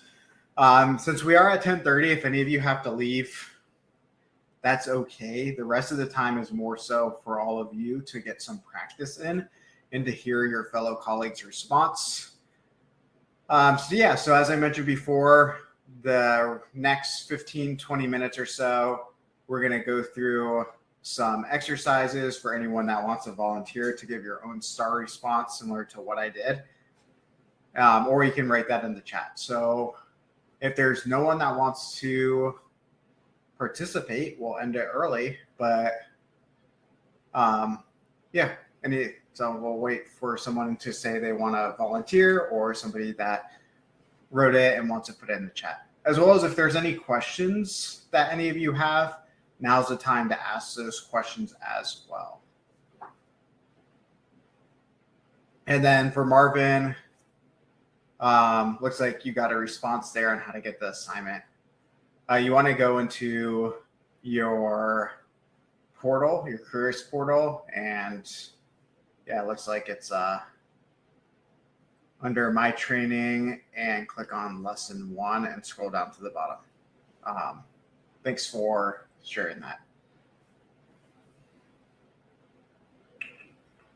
All right, Michael, are you there? Can you bring Kenny on first? And by the way, if any of you are, I always forget to mention this. If any of you are on from your mobile device, from your cell phone, Demio doesn't let us bring you on stage. So you have to join from like an actual desktop or a laptop in order for you to be brought on stage.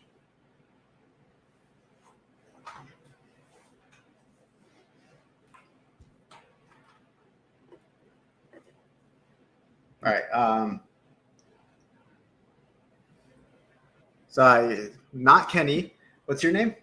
Kilkenny is Vicky. Hello. Hello. I wasn't sure if at first I'm like, is it like a South Park reference, like Kilkenny or something? I'm so sorry. I get that all the time. No worries.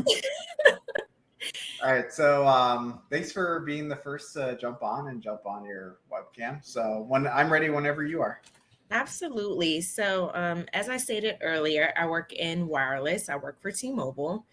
And we constantly get situations. I'm in management. So I'm a district manager. So I have a territory. So I'm not directly involved in customer to customer every day. However, I get those that do come to me. And I ended up being the lucky person who was in the presence of a customer at that point. So the situation was customer came in, they were very displeased with their cell phone bill, their first month cell phone bill, as a lot of people are sometimes, because a lot of information isn't always covered during that initial setup period. So the customer was given incorrect information from the sales rep. So I kind of had to let them vent a little bit. You kind of got to make sure that you're always empathetic to the customer. You give them time to, explain the situation, what happened, and then come up with that resolution, right? So that's what I ended up having to do during that time period was, just give them time to vent so that they can then calm down. And this went on for about 30 minutes to an hour of having this customer just barging at me, calling the reps every name in the book. However, by the end of the period, they apologize. They always become apologetic after you give them that time frame to calm down. So I kind of had to, re-explain the services that they signed up for, and the cost, the correct cost of what they signed up for during that time period. And it was definitely probably 40% higher than what was quoted. So that's definitely alarming to a customer. However, there's but so much that you can do in our world. So you kind of got to meet them in the middle with the situation, whereas though you have to get them down to reality, whereas though I can't give you free cell phone service for life, sir. That's just not going to happen. It's out of the question. Although, they're adamant sometimes about getting this. I'll go to the CEO. I'm writing a letter that's, you know, 2 pages long, and you got to bring them down to reality. So that's kind of what I had to do to calm them down, just kill them with kindness, give them a little bit of humor, jokingly during that time frame. And I was able to then throw in a little perk of a discount. I gave them like an employee discount that was 20% off for life.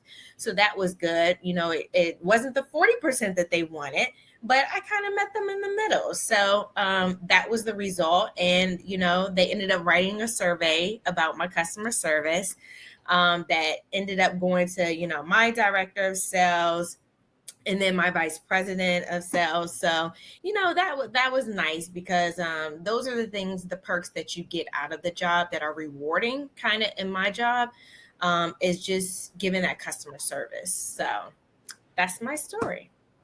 Awesome. Thanks for sharing. How do you feel like you did? I think I did good. I do this for a living. Just talking is what I do all day, every day, from the time I wake up to the time I go to sleep. So hopefully it was good towards your eyes. Yeah, I thought you did great, and you hit upon a lot of qualities I think a lot of hiring managers would look for. One big one is empathy, because we're in sales, and you're in sales too, so that's why I think you understand this really well. Is when a customer, and specifically a business or customer that works for a business, is sharing their business needs and their pain points. There's so many times where I hear a sales rep, after somebody just shared pain that they're dealing with every single day, and the sales rep says, "That's awesome. Like, that's so great to hear." And you're like, "Oh, why are you saying that?" Like, yeah, for you, it's probably awesome because your solution can solve for that. But if they're sharing pain with you, you need to do exactly with what you just did in this scenario. You're listening to the customer, you're giving them time to talk, you're allowing them to vent, you're showing empathy, you might be repeating what you heard.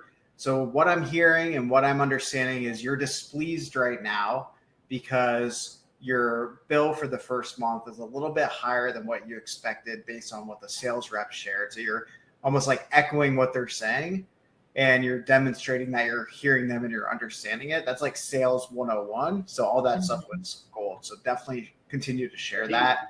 I like the action as well, which is you tried to meet them in the middle as much as possible. You tried to leverage humor and kindness to de-escalate the situation, and you're even able to throw in a small discount. And I also liked the result where I was hoping you would get to this, because like customer retention is important for a result, but if there's something better than that, like a positive survey or an upsell or anything like that, like that's really what you want to try and share. But overall, yeah, that was awesome. Like, really great job. The only one thing I would change. I hope you're still on, because you're no longer on stage. You mentioned you gave them time to vent, like 30 to 60 minutes. I wouldn't say 30 to 60 minutes because that's a long time.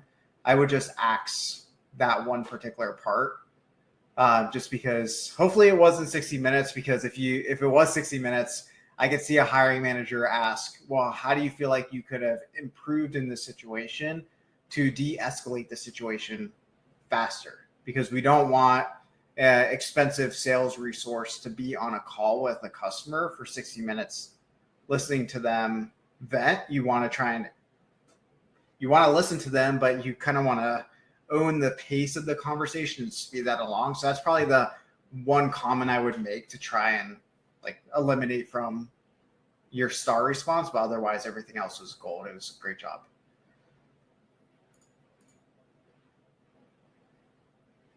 Bobby. Yes. How you doing? I am good. How about you?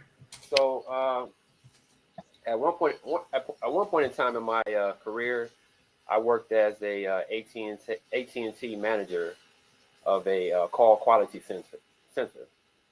And one of the issues that I faced on this particular night is that we had a certain amount of calls that needed to be completed, and we had limited time to get those calls completed. So I had to think in that case, I had to think about what was required to solve this issue. And I'm going back and forth, thinking about what can I do, and I'm really sweating at this point in time because I have to meet this quota. And so what I looked at the different employees that I had, and I realized I had a few employees who were a lot stronger as far as pushing the calls through.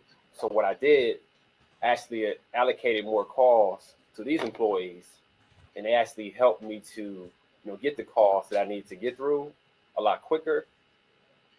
And we actually met the quota that we needed to meet for that night.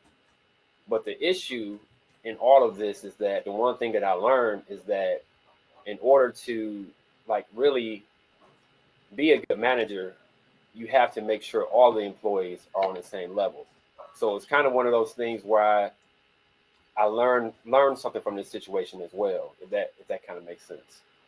So that was really a little rusty, but that's kind of where I'm at. Yeah, no, awesome. Thanks for sharing. How do you feel like you did? Well, I know it was pretty quick, and I was kind of nervous. I haven't interviewed in a while using the STAR method, but I was trying to get all my points across and my what my issues were, what my problems, and how I resolved them. But I have to be probably a little more clear. I would think so. Yeah, I would say maybe expand on the situation a little bit more, as well as the result. If you could put, like you mentioned, a quota, if you could share, like, maybe, if you might not remember, but if you remember, like, say I had a quota of this much and we were this much to target, we're like, because you mentioned you were shy of quota, but you can add more specifics there. You could say, hey, we're 60% to target and we really need to hit that 100%. So what I did is I looked at my staff and the skill sets that they provide, and I know some of them close sales at a higher percentile than other members of my team. So I allocated more calls to them because I knew we needed to hit that 100% by the end of the day. So I leveraged the skill sets based on my team as a manager. And then you can expand on that more so, and then touch upon how you've noticed as a manager in your role that it's two things there. It is good to, some people just have natural skill sets. Like, that's what makes a well-rounded team. So as a manager, you have to allocate responsibilities accordingly to different skill sets. So I think that's completely fine. But yeah, if you've noticed that you realize from that event that you maybe wanted to provide more sales training to your team in order to ensure that this situation doesn't happen again, and that you're always closer to quota, those are all really great things you can share. I appreciate that. But I thought it was great.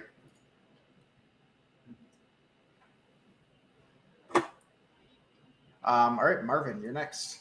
You're with us. Hey, you guys hear me good?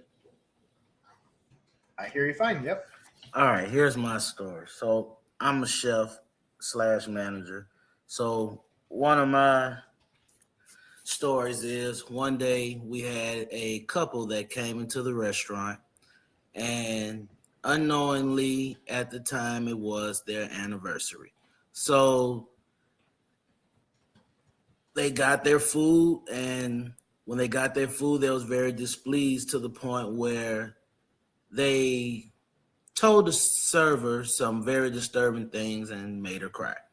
So the server came to me crying, told me what was going on. So in the middle of a big dinner rush, I had to, one, go out there and talk to the customers. The customer was very irate. I had to listen for at least two, about a minute or two, because mind you, we're still in service. And what I ended up doing to kill the situation was apologizing for whatever happened. I wanted to hear his side of the story and what I could do to make his night better. And he was pretty much frustrated that he didn't get his food fast enough, and he was pretty much on a date, and his wife or fiance wasn't enjoying the night. So what I ended up doing to make things better on everyone's end is I charged their meal. They just got charged for their drinks, but I made their meal personally, and it wasn't on the menu to kind of satisfy her. I made her meals from scratch, and then what I asked from them in return is, could they please apologize to my server because they did disrupt her. I would love to make your evening a whole lot better. And if you could do the same and spread that same love, everyone will be good for the night. And long story short, they ended up tipping the server like $100 and writing a personal note of apology. They ended up enjoying their night, and the rest of the evening went great after that. Yeah, what a result. I did not expect them to have tipped well. Usually when you get, I feel like customers like that at a restaurant, no matter what you do, they're just difficult in general. But yeah, how do you feel like you did? I felt like I did good because to say that during a busy night and my server came to me crying, I really wanted to make sure that she was good because she's pretty much under my wing as well. So I had to pretty much stand up for her, and for the couple to end up apologizing and tipping her and making her feel better at the end was really my number one concern.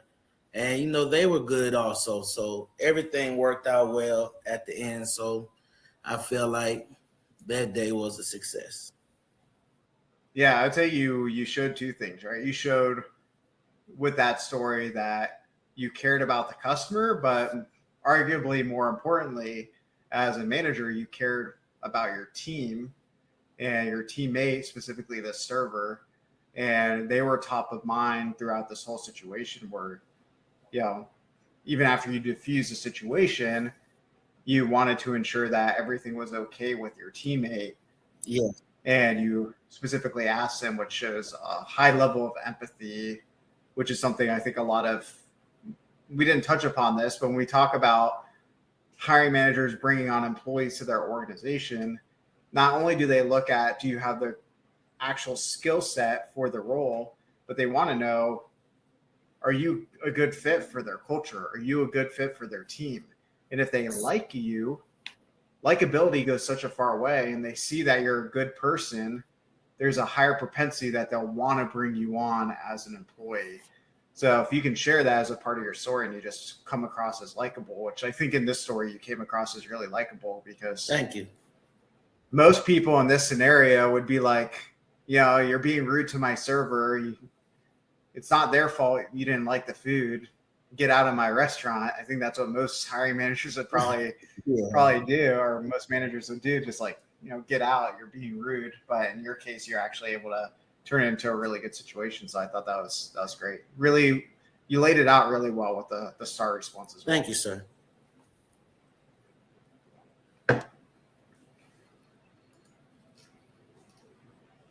Anyone else that wants to come up? Was there anyone else who volunteered?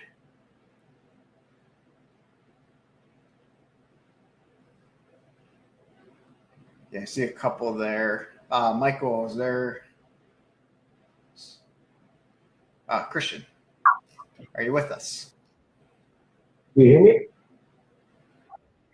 I hear you. Real quick, and Mohammed, if you want to volunteer, I'm just going in order based on who asked to volunteer in the chat. Okay, so basically, I have a freight forward company. It's a family-based. Christian, do me a favor. Do you have a headset or something? It's really hard to hear you. Can you try to speak closer to the microphone? You hear me better there? Much better. Yeah. So basically, I have a freight forward company, family-based, and we have plenty of clients. We send shipments every week to South America. I have clients that sends a box of a pair of shoes, and big company clients that send 2 to 5 tons a week.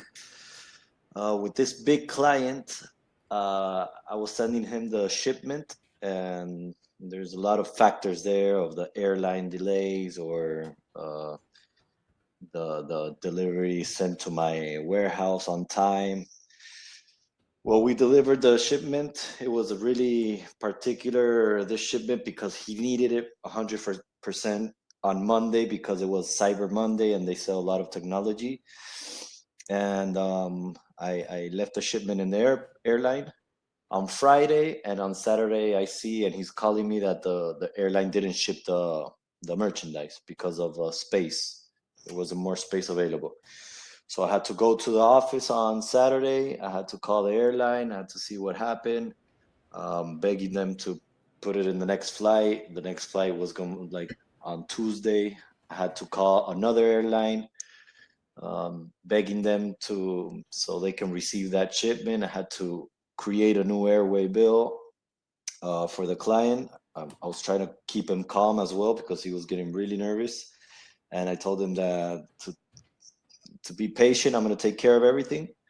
I went to the airport. I got the shipment out of that airline and took it to the different airline that they accepted me, even though I had to pay a little more. But basically, I didn't charge more for the client. I got the job done, and he received the shipment on Monday, and he could have time to sell his products on Cyber Monday. So it was really successful for the client. He was really happy, and I think we got the job done, and we resolved the issue. Awesome. For that client, for your result, are they still client? They're of still yours? client and one of Have my you- biggest clients, so it's something I have to do. Awesome.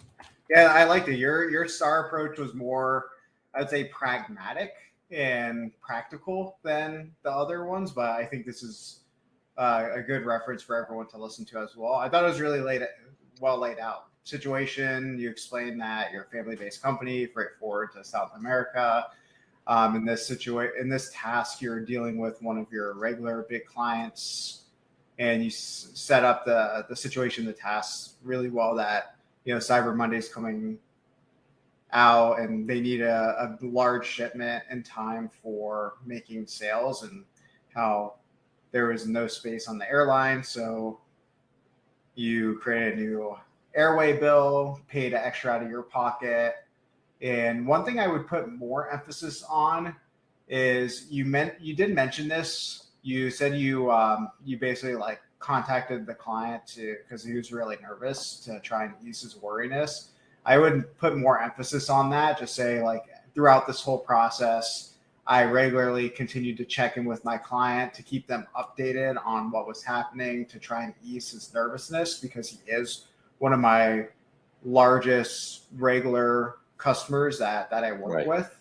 I told him I had to pay a little bit more, but I'm not going to charge him since this is out of his control as well as my control.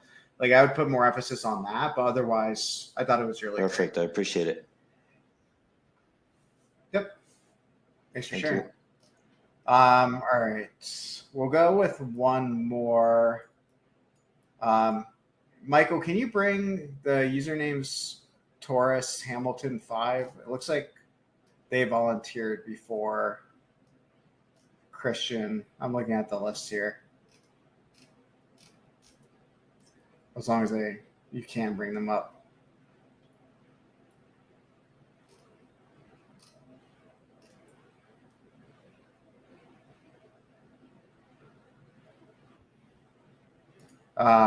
Yeah, 1 second.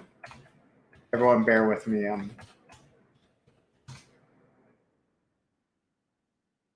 right, Taurus D Hamilton 5. So I want to make sure we go in order to give everyone a chance. Sometimes we are able to get through a little bit more, but it's almost 11 o'clock on the East Coast, and I was actually on vacation last week, so I have a lot to catch up with work. So I need to get my sleep to wake up bright and early tomorrow morning. So we'll go through one more, and then we'll call it a night.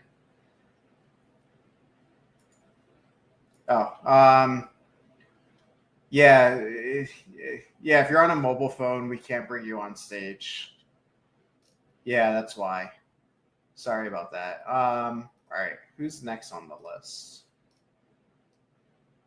Around Digo.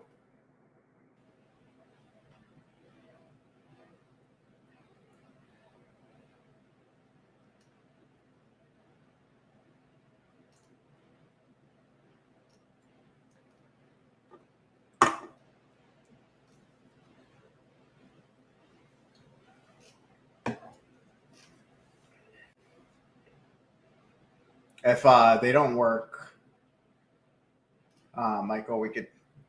Oh, there you go. Nice. Hello. I don't know. Is that your name around? How do I No, pronounce that? my name is not around to go. That's my email address, but my name is Anthony. Oh, okay. Yes. Adam? Anthony. Oh, Anthony. Yeah. Okay. Hey, Anthony. Hey. Thanks for Oh, volunteering. no problem. I don't know why my email name came up, but it did because I guess I clicked it. Yeah, no worries. Yeah, I clicked it from my email. So let's see. I'm in the e-commerce sales, and I sell educational material. This client bought a whiteboard, a very expensive whiteboard. It has a mahogany trim. What happened was, I guess the box came in damaged when she received it. So she called me and wanted a replacement. I asked her to send a picture of the damaged product, which she did. I went ahead and sent out a label to return it free of charge. And I also sent her a new mahogany whiteboard with a 10% discount. And she was very happy. That's it. Did she? So I'm gonna challenge you on the result. Besides, she was very happy. Okay. Were you able to track if she made any additional purchases on the website or left a review for the product or anything like that? Well, the tracking was there. It got there in 3 days. But I guess the USPS, they damaged the product. Was the product actually damaged? Were you able to verify that when you received the old one? Well, she just took a picture of it. The box was damaged. It was dropped. So I just went ahead and just let her return it. But when I received the product, it wasn't damaged at all. It was just the box was damaged. Yeah, that's pretty common. Even my wife, when she gets stuff on Amazon, if the box comes damaged, she's like, "Oh, it's broken." I'm like, "You don't even know, like, open the box. You never know." Right. Just because the box damaged doesn't mean the product's damaged. Yeah. Yeah. Like your star response is really good. I would maybe, like, during an interview process, I would consider if you can think of another one, Okay. but more so one that has like a stronger result. What the point of the star response is not just to answer the question. You want something that will appear to be impactful to the hiring manager on the other side. So if you have a stronger result versus like it's like customer satisfaction is good. Mhm. In this scenario, like, she was happy because she got a replacement. But if there's nothing that followed that, like, she left a positive review, she continued to be a regularly paying customer and bought several other products, like that type of stuff that created more impact for the business. Okay. If you can't, just because you can't think of anything, it's okay. It just, I think it didn't have some of the impact as maybe a couple others shared. So I would just challenge you, or maybe, I don't want to say like lie, but you could try and like embellish your result a little bit as well, and say like, and from what I understand, she continued to be a recurring paying customer because she got the great customer service the one time with this whiteboard. And you don't even have to say like she was. You could say from my understanding, which makes you think she was without actually knowing. Right. Okay. Like what I did with the bank. Like I don't actually know if they're a customer with CrossMatch anymore, but from my understanding, because they had a good experience, like they are. But I don't actually know if they are or not. So you can use words like that as well. Okay. Thanks for that. Yeah, thanks for sharing. Thanks for volunteering. Sweet. So we're at 11 o'clock Eastern, 8 Pacific, 9 Mountain for any of you in Colorado, as well as, I guess I should say Central, 10 Central for a lot of you who are in Texas. So we're going to call it a night. So hopefully you all enjoyed the very first session of your careers course. You're going to have a lot more content to come. But thanks everyone for participating. Makes my job a lot more fun when all of you take the time to actually ask questions. But yeah, have a great night, everyone, and see you around.